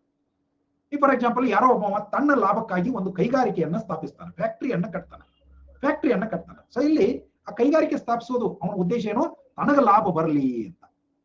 ಆದ್ರೆ ಯಾವ್ದೋ ಒಂದು ಪ್ರದೇಶದೊಳಗೆ ಒಂದು ಕೈಗಾರಿಕೆ ಅನ್ನೋದು ಸ್ಥಾಪನೆ ಆದ ಬಳಿಕ ನೋಡ್ರಿ ಮುಂದಿನ ಮಜಾ, ಅವ್ನು ಕೈಗಾರಿಕೆ ಶುರು ಮಾಡಿದ್ರು ತನ್ನ ಸ್ವಾರ್ಥಕ್ಕೆ. ಬಟ್ ಹಂಗೆ ಶುರು ಮಾಡೋದ್ರಿಂದ ಒಂದಿಷ್ಟು ಮಂದಿಗೆ ಉದ್ಯೋಗ ಸಿಗ್ತದ. ಉದ್ಯೋಗ ಯಾರ್ಯಾರಿಗೆ ಸಿಗ್ತದ, ಅವರ ಜೀವನ ಮಟ್ಟ ಸುಧಾರಿಸ್ತದ. ಈ ಕೈಗಾರಿಕೆ ಸ್ಥಾಪನೆಯಾದ್ರಿಂದ ಸಾಕಷ್ಟು ಕಚ್ಚಾ ವಸ್ತುಗಳಿಗೆ ಬೇಡಿಕೆ ಶುರುವಾಗ್ತದ. ಆ ಕಚ್ಚಾ ವಸ್ತುಗಳ ಮಾಲೀಕರಿಗೆ ಅದರ ಪ್ರಯೋಜನ ಸಿಗಾಕಿಡ್ತದ. ಇವು ಇಲ್ಲಿ ಒಂದು ಕೈಗಾರಿಕೆ ಶುರು ಮಾಡಿದ ಅಂತಂದ್ರ ಆಜು ಬಾಜು ಶುರು ಆಗ್ತಾವ. ಯಾರೋ ಒಬ್ಬ ಬಂದು ಹೋಟೆಲ್ ಇಟ್ಕೋತಾನ, ಅವನು ಉದ್ಯೋಗ ಶುರು ಆಗ್ತದ, ಆತನಿಗೆ ಆದಾಯ ಬರಾಕಿಡ್ತದ. ಇವನು ಕೈಗಾರಿಕೆ ಶುರು ಮಾಡಿದ್ರಿಂದ ಈತ ಉತ್ಪಾದಿಸಿದಂತ ವಸ್ತುಗಳನ್ನ ಮಾರುಕಟ್ಟೆಗೆ ಒಯ್ಯಾಕ ಟ್ರಕ್ಗಳು ಬೇಕಾಗ್ತಾವ, ಟ್ರಾನ್ಸ್ಪೋರ್ಟೇಶನ್ ಶುರು ಆಗ್ತದ. ಇದು ಮಾರುಕಟ್ಟೆಗೆ ಹೋಗೋದ್ರಿಂದ ಇವುಗಳೇ ಬೇಡಿಕೆ ಉಂಟಾಗಿ ಅವನ್ನ ಮಾರಾಕ ಒಬ್ಬ ಅಂಗಡಿ ತೆಗಿತಾನ, ಆತನ ಉದ್ಯೋಗ ಶುರು ಆಗ್ತದ, ಆತನಿಗೆ ಆದಾಯ ಶುರು ಆಗ್ತದ. ಹೀಗೆ it goes on. This is invisible hand. ಈ ಕೈಗಾರಿಕೆ ಶುರು ಮಾಡಿದವ ಈ ಉಳಿದದ್ದು ಯಾವ್ದ್ರ ಬಗ್ಗೆ he is list bothered. He is not bothered about ಯಾರಿಗೋ ಉದ್ಯೋಗ ಸಿಕ್ಕ ಅವ್ರು ಉದ್ಧಾರ ಆಗ್ಬೇಕು, ಈತನ ಕನ್ಸರ್ನ್ ಅಲ್ಲ. ಈತನ ಕನ್ಸರ್ನ್ ಏನು, ಇಂಥ ಒಂದು ಕೈಗಾರಿಕೆ ಶುರು ಮಾಡಿ ನಾನು ಶ್ರೀಮಂತ ಆಗ್ಬೇಕು, ನಾನು ಹೆಚ್ಚಿನ ಆದಾಯ ಪಡಿಬೇಕು ಅನ್ನುವಂಥ. ಇನ್ನು ಇದಕ್ಕೆ ನಿಮ್ ಕೋಚಿಂಗ್ ಫೀಲ್ಡ್ ಒಳಗೆ ಇದ್ದವರಿಗೆ ಬೆಸ್ಟ್ ಎಕ್ಸಾಂಪಲ್, ಅದರಲ್ಲೂ ಧಾರವಾಡದಾಗಿದ್ದವರಿಗೆ ಬೆಸ್ಟ್ ಎಕ್ಸಾಂಪಲ್ ಅಂತಂದ್ರೆ ನೋಡ್ರಿ, ಫಸ್ಟ್ಗೆ ಧಾರವಾಡದೊಳಗೆ ಕೋಚಿಂಗ್ ಸೆಂಟರ್ ಅನ್ನೋ ಶುರುವಾದವು. ಕೋಚಿಂಗ್ ಸೆಂಟರ್ ಅನ್ನೋದು ಶುರುವಾದ ಬಳಿಕ ಹುಡುಗರು ಹೊರಗಿನಿಂದ ಬರಾಕತ್ರು, ಓದಾಕತ್ರು, ಇರಾಕತ್ರು. ದೊಡ್ಡ ವಿಷಯ ಏನಲ್ಲಿದು. ಆದ್ರೆ ಇವತ್ತು ಧಾರವಾಡದೊಳಗ ಈ ಕೋಚಿಂಗ್ ಸೆಂಟರ್ಗಳಿಂದಾಗಿಯೇ ನನ್ನ ತಿಳುವಳಿಕೆ ಕನಿಷ್ಠ ಒಂದು 600ರಿಂದ 800 ಕೋಟಿ ರೂಪಾಯಿ, ಕನಿಷ್ಠ ಇದನ್ನ ಅಗದಿ ಹೇಳಕತ್ತದು, ಬೇಡ ಕಿರಿಕಿರಿ ಬೇಡ ಅಂದ್ರೆ ಒಂದು ರೌಂಡ್ ಫಿಗರ್ 1,000 ಕೋಟಿ. Can you imagine? 1,000 ಕೋಟಿ ರೂಪಾಯಿ ಹೊಸ ಹೂಡಿಕೆ ಆಗಿದೆ. ಕೋಚಿಂಗ್ ಸೆಂಟರ್ ಅದಾವ್ರು ಒಂದು 10 ಸೆಂಟರ್ 15 ಸೆಂಟರ್ 20 ಸೆಂಟರ್ ಅದಾವ್. ಅವ್ರದಾವ್ ನಡ್ಸ್ಕೊಂಡು ಹೊಂಟಾವ್, ಬರಿಪಾ ಅಂತಾವು, ಅಡ್ಮಿಷನ್ ಕೊಡ್ತಾವು, ಕ್ಲಾಸ್ ನಡೆಸ್ತಾರೋ, ಅಲ್ಲಿ ಮುಗಿತ ಅವ್ರ ಪಾತ್ರ. ಆದ್ರೆ ಅಲ್ಲಿಗೆ ಈ ವಿದ್ಯಾರ್ಥಿಗಳು ಬರ್ತಿರೋದ್ರಿಂದ first famous business egg rice ಅಂಗಡಿಗಳು ಶುರುವಾದವು. ಎಗ್ ರೈಸ್ ಅಂಗಡಿ ಅವಾಗ ಎಲ್ಲರ ಊರು ತುಂಬಾ ಹುಡುಕಾಡಿದ್ರೆ 1 2 ಸಿಗ್ತಿತ್ತು. ಇಲ್ಲ ಈಗ ಊರು ತುಂಬಾ ಎಗ್ ರೈಸ್ ಅಂಗಡಿ ಇದಾವೆ ಧಾರವಾಡದೊಳಗೆ. ನೋಡ್ರಿ Mahesh, I love egg rice ಅಂತ. ಯಾಜಿಪ್ ಚಂದ್ರಲೋಕದಿಂದ ತಂದು ಕೊಡ್ತಾರೆ ಏನೋ ಅದು ನನ್ನವ್ರಂಗೆ. ಹೌದಾ? Egg rice, panipuri, etcetera etcetera. ₹5 tea ಸ್ಟಾಲ್ಗಳು, ₹5 ಟೀ ಸ್ಟಾಲ್ಗಳು, ₹10 ಟೀ ಸ್ಟಾಲ್ಗಳು, ಅವು ಪೆನ್ನು, ನೋಟ್ಬುಕ್ ಇದನ್ನ ಮಾರವ್ರು. ಎಲ್ಲಾಕ ದೊಡ್ಡದು ಜೆರಾಕ್ಸ್ ಅವ್ರದ್ದು, ಅದು ದೊಡ್ಡ ಭರ್ಜರಿ ಬಿಸ್ನೆಸ್. ಎಲ್ಲದಕ್ಕ ದೊಡ್ಡ ಬಿಸ್ನೆಸ್ ಅಂದ್ರೆ ಪಿಜಿಗಳು, ಪೇಯಿಂಗ್ ಗೆಸ್ಟ್. ಈ ಪೇಯಿಂಗ್ ಗೆಸ್ಟ್ ಎಷ್ಟು ಹಾವಳಿ ಆಗಿಬಿಟ್ಟಿತ್ತು ಅಂತಂದ್ರೆ ಧಾರವಾಡದೊಳಗ, ನಾನು ಜಸ್ಟ್ ಒಂದು 2-3 ವರ್ಷ, ಒಂದು 2-3 ಕಡೆ ಒಂದು ಏರಿಯಾದೊಳಗ ಹೋಗದೆ ಬಿಟ್ಟು ಇವತ್ತು ಹೋಗಿ ನಡೆದ್ರೆ ನಾ ಎಲ್ಲಿ ತಪ್ಪಿ ಬೇರೆ ಜಾಗಕ್ಕೆ ಬಂದೇನು. ಒಂದು ಬಿಲ್ಡಿಂಗ್ ಒಳಗೆ 2 ಅಂತಸ್ತು, 4 ಅಂತಸ್ತು, ಬಿಲ್ಡಿಂಗ್ ಮೇಲೆ ಬಿಲ್ಡಿಂಗ್. ಪ್ರತಿ ಕುಟುಂಬ ಇವತ್ತು ಧಾರವಾಡದೊಳಗೆ ಆಲ್ಮೋಸ್ಟ್ ಕೆಲವು ಏರಿಯಾದೊಳಗೆ ನಾ ಹೇಳಕತ್ತದ್ದು, ಅವ್ರಿಗೆ ಬೇಕಾಗಿತ್ತು ತಾವು ಇರಾಕ್ ಮಾತ್ರ ಮನಿ. ಮೊದ್ಲಿನ ಮನಿ ಎಲ್ಲ ಹಂಗದಾವ್ ಧಾರವಾಡದೊಳಗೆ. ಅವ್ರು ಇರಾಕ್ ಗ್ರೌಂಡ್ ಫ್ಲೋರ್ ಒಂದು ಕಟ್ಕೊಂಡು ತಣ್ಣು ಇರ್ತಾರೆ. ಯಾಕಂದ್ರೆ ಧಾರವಾಡ ಮಂದಿ ಒಂದು ಶಾಂತ ಮಂದಿ, ಭಾಳ ತಲೆ ಕೆಡಿಸ್ಕೊಳ್ಳೋರಲ್ಲ. ಬಾಡಿಗೆ ಗಿಡಿಗೆ ಕೊಟ್ಟು ಅದ್ರ ರೊಕ್ಕ ಮಾಡಿ ಇದೆಲ್ಲ ಇದ್ದಿರ್ಕಿಲ್ಲ ಮೊದಲು. ಬಟ್ ಈಗ ಮಣಿ ಅಂದ್ರೆ ಕಂಪಲ್ಸರಿ 2 ಅಂತಸ್ತು ಧಾರವಾಡದೊಳಗೆ. ಎಸ್, ಕೆಳಗಿರೋ ತಾವು ಮ್ಯಾಗ ಹುಡುಗರು ಕೊಟ್ಬಿಡುದು, ಮುಗಿದು. ಇಷ್ಟು ಮಣಿ ಕಟ್ಟಾಕ ನಾ ಹೇಳಿದ ದುಡ್ಡು ಸಾಕಾಗೋದಿಲ್ಲ. ಆಕ್ಚುಲಿ 1,000 ಕೋಟಿ ಸಾಕಾಗೋದಿಲ್ಲ. ಯಾಕಂದ್ರೆ ಒಂದೊಂದು ಮನಿ ಬಜೆಟ್ನ ಈಗ ಸಾಮಾನ್ಯವಾಗಿ 1 ಕೋಟಿ, ಒಂದೊಂದು ಮನಿ ಬಜೆಟ್ ಅನ್ನು 1 ಕೋಟಿ ಅಂತಂದ್ರೆ ಧಾರವಾಡದೊಳಗೆ ಏರಿ ಒಂದು 3,000-4,000 ಬರೀ ಮನಿ ಅದಾವ. ಇಮ್ಯಾಜಿನ್ ಮಾಡ್ರಿ. ಇದರಿಂದ ಎಷ್ಟು ಸಿಮೆಂಟ್ ಖರ್ಚಾಯ್ತು, ಕಬ್ಬಿಣ ಖರ್ಚಾಯ್ತು, ಲೇಬರ್ಗಳಿಗೆ ಕೆಲಸ ಸಿಕ್ತು. Can you go on multiply? ಇದಕ್ಕೆ ಏನಂತಾರೆ ಅಂತಂದ್ರೆ ಕಾಣದ ಕೈಯ ಪ್ರಭಾವ. ಕಾಣದ ಕೈಯ ಪ್ರಭಾವ ಯಾರಿಗೂ ಗೊತ್ತಿದ್ದಿರಲಿಲ್ಲ. ಕೋಚಿಂಗ್ಗಳಿಂದ ಇಷ್ಟು ಉದ್ಯೋಗಗಳು ಸೃಷ್ಟಿಯಾಗ್ತಾವ, ಇಷ್ಟು ಬೇಡಿಕೆ ಬರ್ತದ ಧಾರವಾಡದೊಳಗ. ಅನಾಹುತ. ಓಕೆ, ಇದು ನಿಮಗೆ ತಿಳಿತು ಅಂದ್ಕೊಂಡಿದ್ದೀನಿ ನಾನು. ಭಾರತವು ಒಂದು ಸಮ್ಮಿಶ್ರ ಅರ್ಥವ್ಯವಸ್ಥೆಯನ್ನು ಹೊಂದಿದೆ. ಇದು KS 1999 ಕ್ವಶನ್. ಯಾವಾಗಿಂದ ಅದೇನ ಒಂದು ಸಮ್ಮಿಶ್ರ ಅರ್ಥವ್ಯವಸ್ಥೆಯನ್ನು ಹೊಂದಿದೆ ಏಕೆಂದರೆ ನೋಡಿ, ಇದು ಅಗ್ರಿ. ಮತ್ತೊಂದು ಜಸ್ಟ್ ಪ್ರಶ್ನೆ ಬಹಳ ಸಲ ಕೇಳ್ಯಾರ, ಆದ್ರೆ ವರ್ಡ್ಸ್ ಚೇಂಜ್ ಮಾಡ್ಯಾರ. ಅಲ್ಲಿರೋ ಪದಾನ ಬೇರೆ, ಇಲ್ಲಿರೋ ಪದಾನನೇ ಬೇರೆ. ಹೌದಾ? ನೋಡಿ,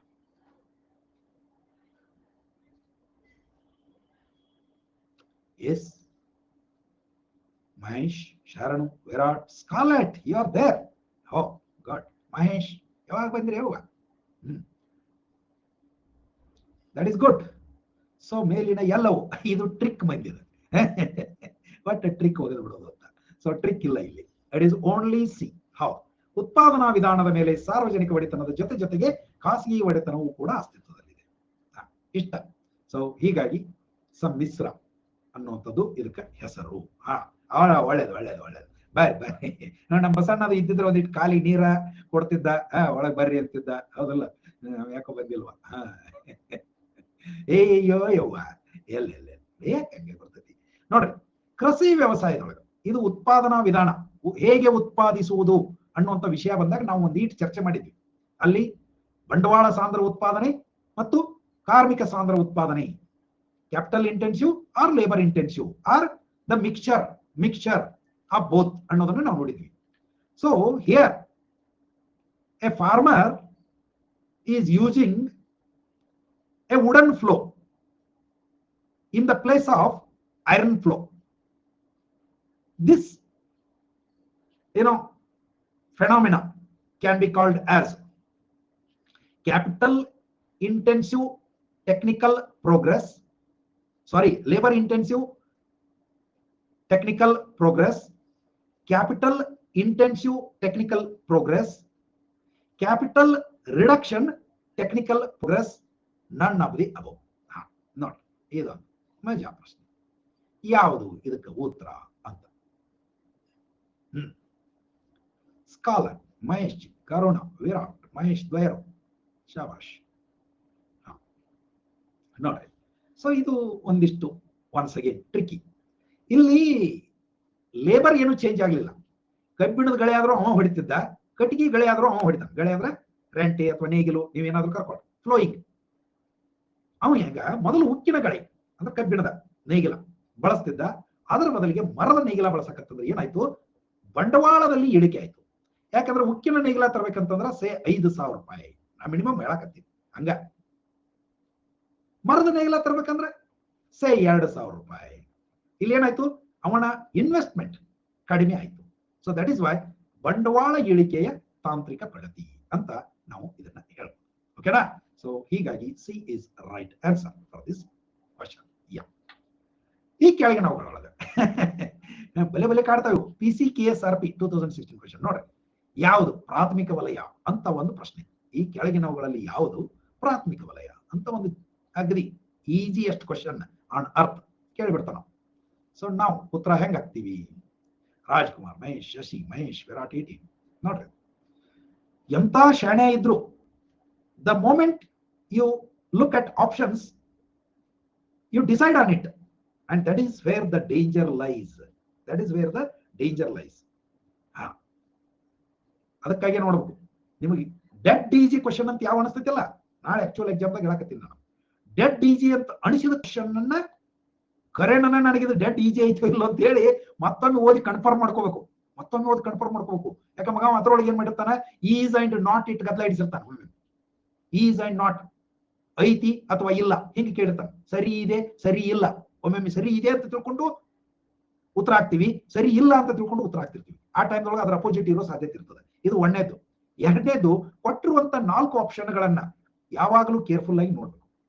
ಯಾವಾಗಲೂ ನೋಡ್ಬೇಕು. ಎಷ್ಟಾದ್ರೂ ನಿಮ್ಗೆ ಕಾನ್ಫಿಡೆಂಟ್ ಆಗಿ ನೀವು ಸರಿ ಐತಿ ಅಂತ ಗೊತ್ತಿದ್ರು 4 ಆಪ್ಷನ್ ನೋಡಕ್ಕೆ ಬಹಳ ಟೈಮ್ ಇಡೋದಿಲ್ಲ.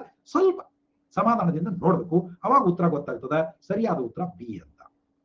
ನೋಡ್ರಿ, ಇಷ್ಟ ಮಂದಿದಿರಿ, ಇಷ್ಟ ತಿಳುವಳಿಕೆ ಮತ್ತು ಆಗಲೇನ ಇದು ಚರ್ಚೆ ಬಂದದ. ಅಷ್ಟಿದ್ದು 21% ಎಗೆ ಹಾಕಿಬಿಟ್ರಿ.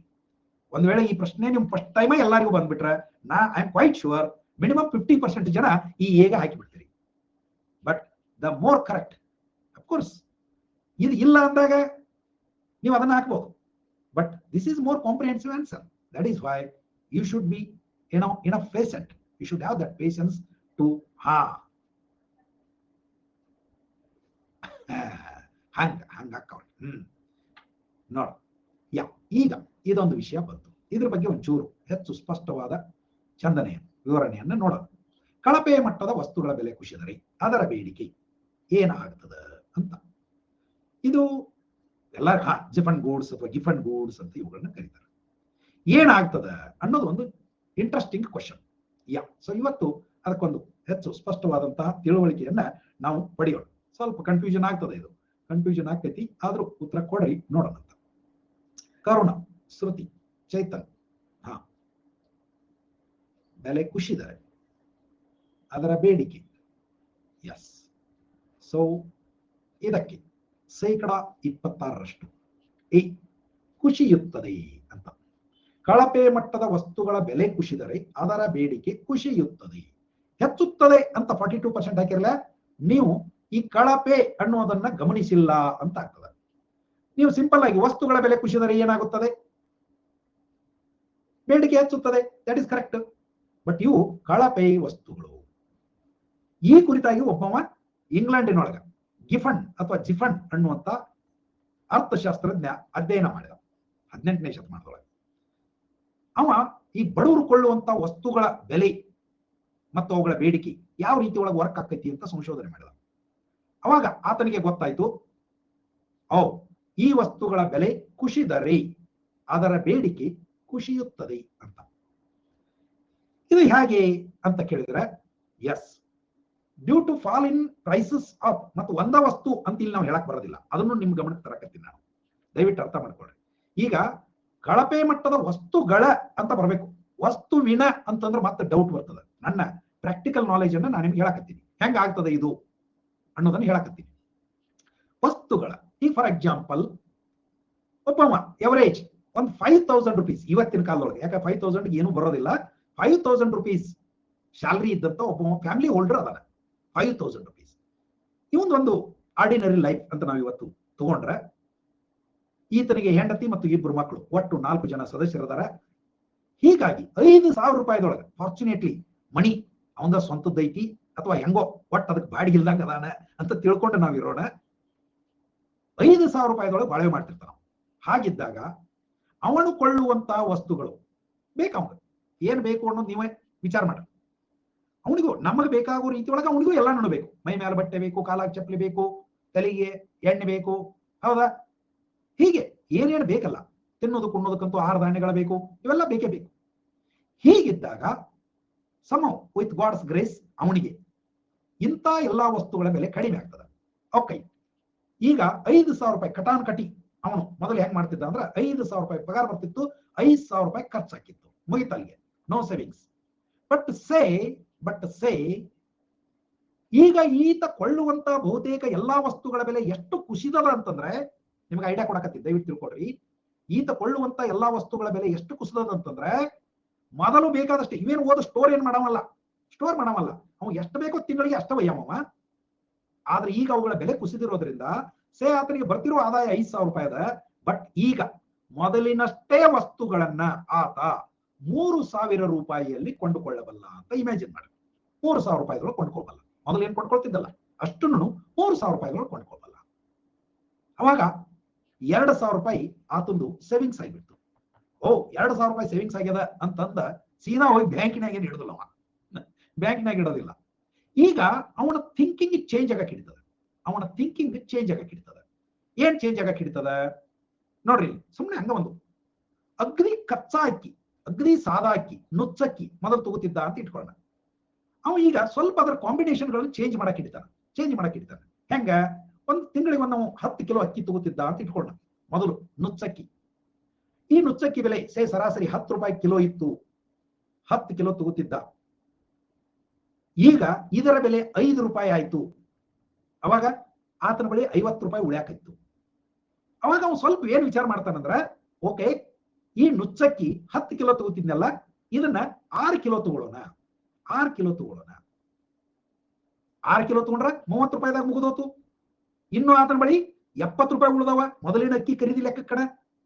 ಅವಾಗ ಅವನು ವಿಚಾರ ಮಾಡ್ತಾನ, ಸ್ವಲ್ಪ ಚೆನ್ನಾಗಿರುವಂತ ಅಕ್ಕಿ, ಸ್ವಲ್ಪ 15 ರೂಪಾಯಿ ಕೆಜಿ ಇರುವಂತ ಅಗ್ನಿ ಚಲೋ, ಒಂದೀಟ್ ಸಣ್ಣ ಅಕ್ಕಿ, ಮಸೂರಿ ಅಕ್ಕಿ ಅಂತ ಹಿಂಗಂತೀವಲ್ಲ, ಯಾರ ಬೀಜರ ಬಂದಾಗ, ಹಬ್ಬ ಹುಣಿವಿ ಇದ್ದಾಗ, ಇಲ್ಲ ಅಟ್ಲೀಸ್ಟ್ ಮಕ್ಕಳು ಶಾಲೆಗೆ ಹೋಗ್ತಾವ, ಅವಕ್ಕೆ ಕಟ್ಕೊಂಡು ಹೋಗಾಕ ಮನುಷ್ಯನ ಥಿಂಕಿಂಗ್ ಇವೆಲ್ಲ ವಿಚಾರ ಮಾಡ್ತಾನ.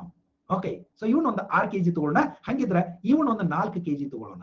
ನೋಡ್ರಿ, ಇವನ್ನ 4 ಕೆಜಿ ತಗೊಂಡ 15 × 4 ಅಂದ್ರ 60 ರೂಪಾಯಿ ಹೋತು.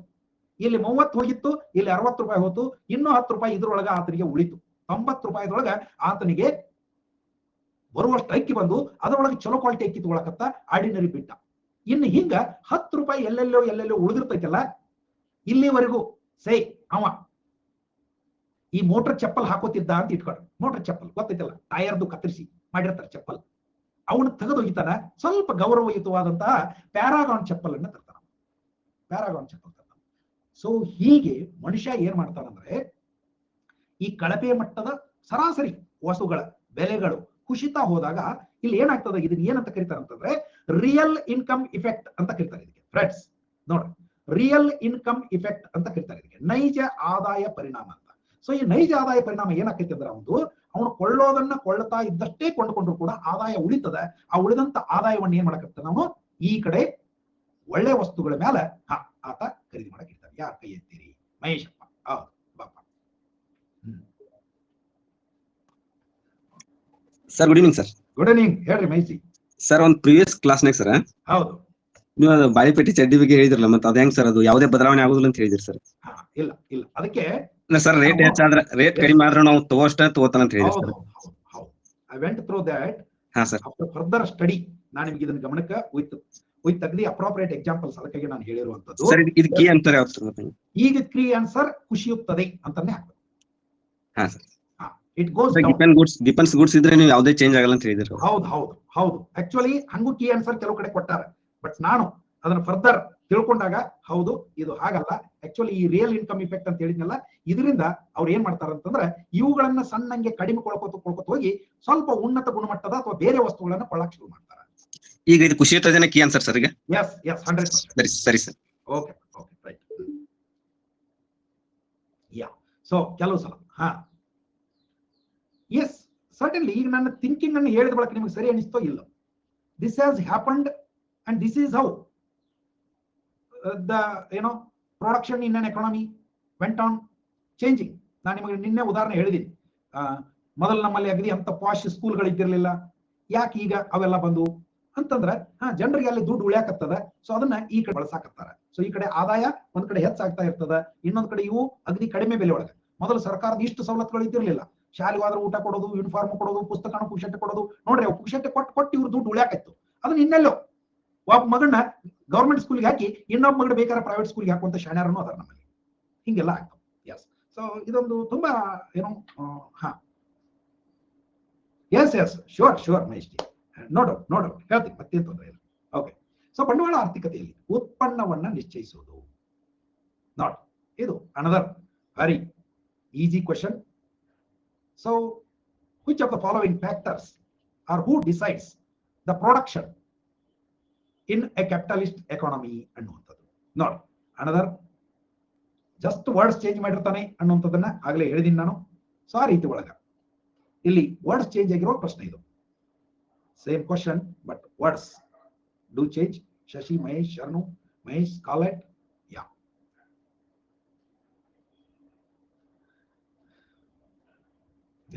ಸೊ 81 ಬೇಡಿಕೆ ಮತ್ತು ಮಾರಾಟ. ಸೊ ಆಗ್ಲೇ ನಾವು ನೋಡಿರ್ತೀವಿ ಬೇಡಿಕೆ ಮತ್ತು ಪೂರೈಕೆ ಶಕ್ತಿ ಅಂತ ಅಲ್ಲಿ ಕೊಟ್ಟಿದ್ರು. ಅಲ್ಲಿ ಏನಂದಿದ್ರು? ಬೇಡಿಕೆ ಮತ್ತು ಪೂರೈಕೆ. ಪೂರೈಕೆ ಅಂದ್ರೂ ಅದ, ಪೂರೈಕೆ ಯಾರು ಮಾಡ್ತಾರಪ್ಪ? ಮಾರಾಟ ಮಾಡೋರು ಪೂರೈಕೆ ಮಾಡ್ತಾರೆ. ಸೊ ಹೀಗಾಗಿ ಬೇಡಿಕೆ ಮತ್ತು ಮಾರಾಟ ಶಕ್ತಿಗಳಿಂದ ಅನ್ನುವಂಥದ್ದು ಜಸ್ಟ್ ವರ್ಡ್ ಚೇಂಜ್ ಆಗಿರುವಂತಹ ಒಂದು ಪ್ರಶ್ನೆ ಅಂತ ನಾವು ಇದನ್ನ ನೋಡ್ತಾ ಇದ್ದೀವಿ. ಎಸ್, ಬೇಡಿಕೆ ನಿಯಮ ಹೇಳೋದು ನೋಡಿ. ಬೇಡಿಕೆ ನಿಯಮ ಏನು ಹೇಳ್ತೈತಿ? The law of demand says that the law of demand says that what in its plain terms, in its plain context, what happens? Yes, Rajkumar, Virat, Mahesh, Dwayaru, Karuna, once again very big answer. So ಇಲ್ಲಿ ಹೇಗೆ ಮತ್ತೊಮ್ಮೆ ನೋಡಿ confusion ಆಕೈತಿ ಅಂತಂದ್ರೆ, ನಾವು ಬೇಡಿಕೆ ನಿಯಮ ಅನ್ನೋದನ್ನ ಪ್ರೆಸೆಂಟ್ ಮಾಡುವಾಗ ಒಂದು ಅಜಂಪ್ಷನ್ ಮಾಡಿರ್ತೀವಿ.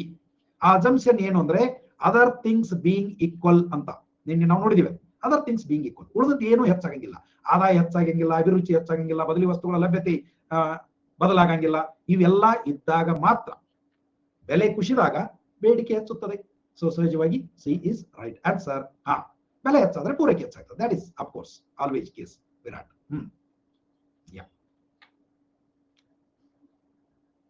ಈ ಕೆಳಗಿನವುಗಳಲ್ಲಿ ಯಾವುದು ಅರ್ಥಶಾಸ್ತ್ರದ ಪ್ರಕಾರ ಆರ್ಥಿಕ ಚಟುವಟಿಕೆ ಆಗಿರೋದಿಲ್ಲ? ಇದು ಸಿವಿಲ್ PSI ಲೇಟೆಸ್ಟ್ 2019 ಒಂದು ಕ್ವಶನ್.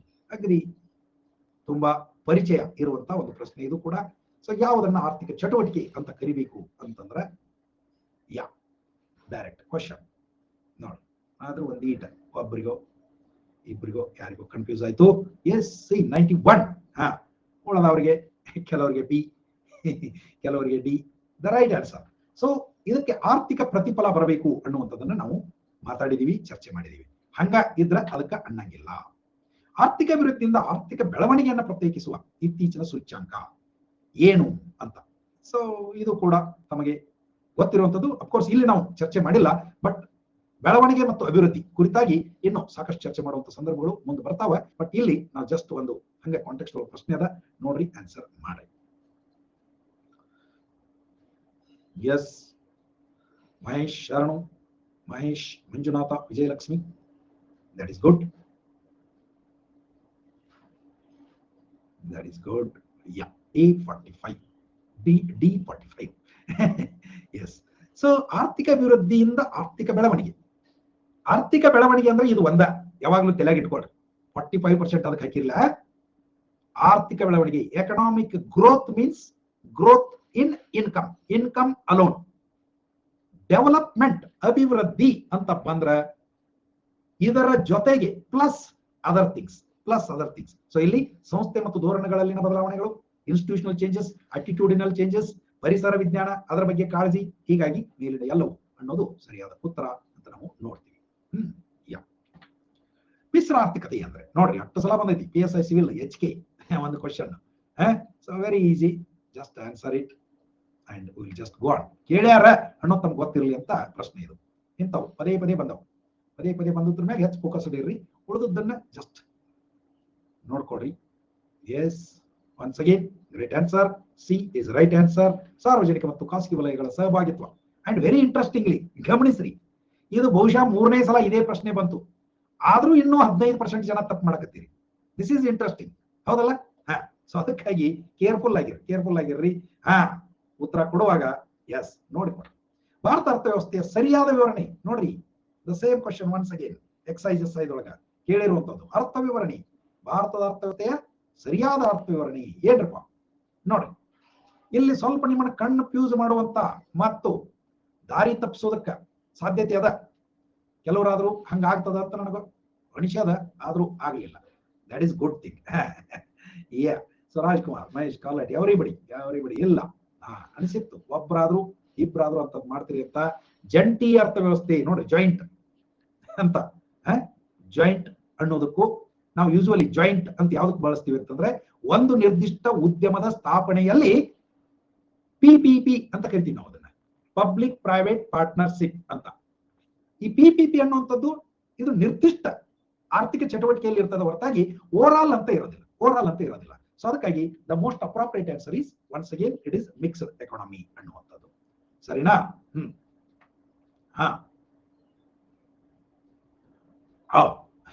ಬೇಡಿಕೆ ನಿಯಮದಲ್ಲಿ ಉಳಿದ ವಿಷಯಗಳಲ್ಲಿ ಯಾವುದೇ ಬದಲಾವಣೆ ಇಲ್ಲ ನೋಡ್ರಿ. ಆಗ್ಲೇ ಬಂದದ, ಆಗ್ಲೇ ಚರ್ಚೆ ಮಾಡೀವಿ. ಸೊ ಹಿಂಗಾಗಿ ಇದಕ್ಕ ಸೀದಾ ಉತ್ತರ ಕೊಟ್ಬಿಡ್ರಿ ಯಾವುದು ಸರಿಯಾದದ್ದು ಅಂತ. Once again 100. Good, very good. ಇಲ್ಲ ಕೆಲವ್ರದ್ದು ಆಗ್ಲೇ ನಾವು ನೋಡಿದ್ವಿ. ಸೊ ಬೇಡಿಕೆಯ ನಿಯಮ ಅನ್ನೋದು ಪ್ರೂವ್ ಆಗ್ಬೇಕಾದ್ರೆ ಇವು ಯಾವೂ ಬದಲಾಗಬಾರ್ದು ಅನ್ನೋದಕ್ಕನ ಬೇಡಿಕೆಯ ನಿಯಮ ಅಂತ ನಾವು ಹೇಳ್ತೀವಿ. ಹೌದಾ? ಮಿಶ್ರ ಅರ್ಥವ್ಯವಸ್ಥೆ ಕಲ್ಪನೆ ಎಷ್ಟು ತೆಲಿ ಚೆಟ್ ಅನ್ನೋಂಗ ಪ್ರಶ್ನೆ ಬಂದು ಹೋಗ್ಯಾವ ಅಂದ್ರೆ ನೋಡ್ರಿ, ಅದೇ ಮತ್ತೆ ಬಟ್ ಬೇರೆ ಪ್ರಶ್ನೆ. ಡಿಟ್ಟೋ ವರ್ಡ್ ಬೈ ವರ್ಡ್ ಯಾವುದು ಕೇಳಿಲ್ಲ. ಮಿಶ್ರ ಅರ್ಥವ್ಯವಸ್ಥೆ ಕಲ್ಪನೆ ಈ ಕೆಳಕಂಡವುಗಳಲ್ಲಿ ಯಾವುದನ್ನು ಗ್ರಹಿಸುತ್ತದೆ? ಈಗ ಗ್ರಹಿಸೋದು ಎಷ್ಟು? ಬರ್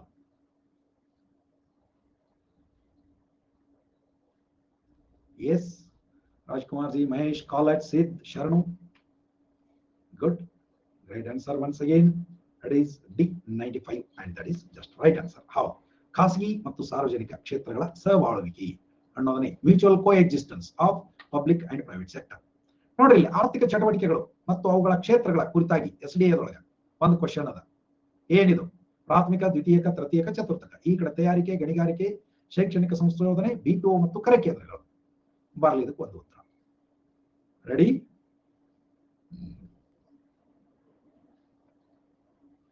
ಎಸ್. ಶಿತ್, ಸ್ಕಾಲಟ್, ಕರುಣ, ವಿಜಯಲಕ್ಷ್ಮಿ, ದರ್ಶನ್. ನೋಡಿ, ಒಂದು ಈ ಟ್ರಾಕ್ ಕನ್ಫ್ಯೂಸ್ ಆಕೈತಿದು.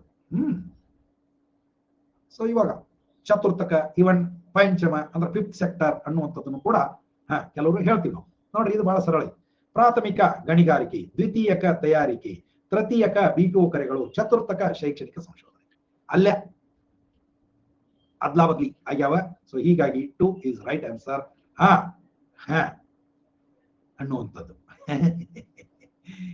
ಏನಾದ್ರಿ ಹನುಮಂತಗೌಡ್ರ? ಬರ್ರಿ. ಎಸ್, ಬರ್ರಿ, ನಮಸ್ಕಾರ, ಬರ್ರಿ. ಇದೊಂದು ಚಂದನೆಯ ಪ್ರಶ್ನೆ ನೋಡ್ರಿ. ಓಹೋ, ಒಳ್ಳೇದು. ಬಿಟ್ಟು ತಿನ್ನೋದು ಅದು ಬಿಟ್ಟು ಒಳಗೆ ಸರ್ ಇನ್ನೇ ಕೂತಾರ, ತಡಿ ಇಲ್ಲೇ ಹೋಗಿ ಬರೋದು ಅಂತ ಬಂದೆ. ಆಮೇಲೆ ಎಕ್ಸ್ ವಸ್ತುವಿನ ಬೆಲೆಯಲ್ಲಾದ ಏರಿಕೆಯಿಂದ ವಾಯ್ ವಸ್ತುವಿನ ಬೇಡಿಕೆಯಲ್ಲಿ ಏರಿಕೆ ಉಂಟಾಗುತ್ತದೆ ಅಂತ. Rise in the price of X, rise in the price of good X will lead to rise in the demand for product Y. Then what kind of products they must be ಅಂತ.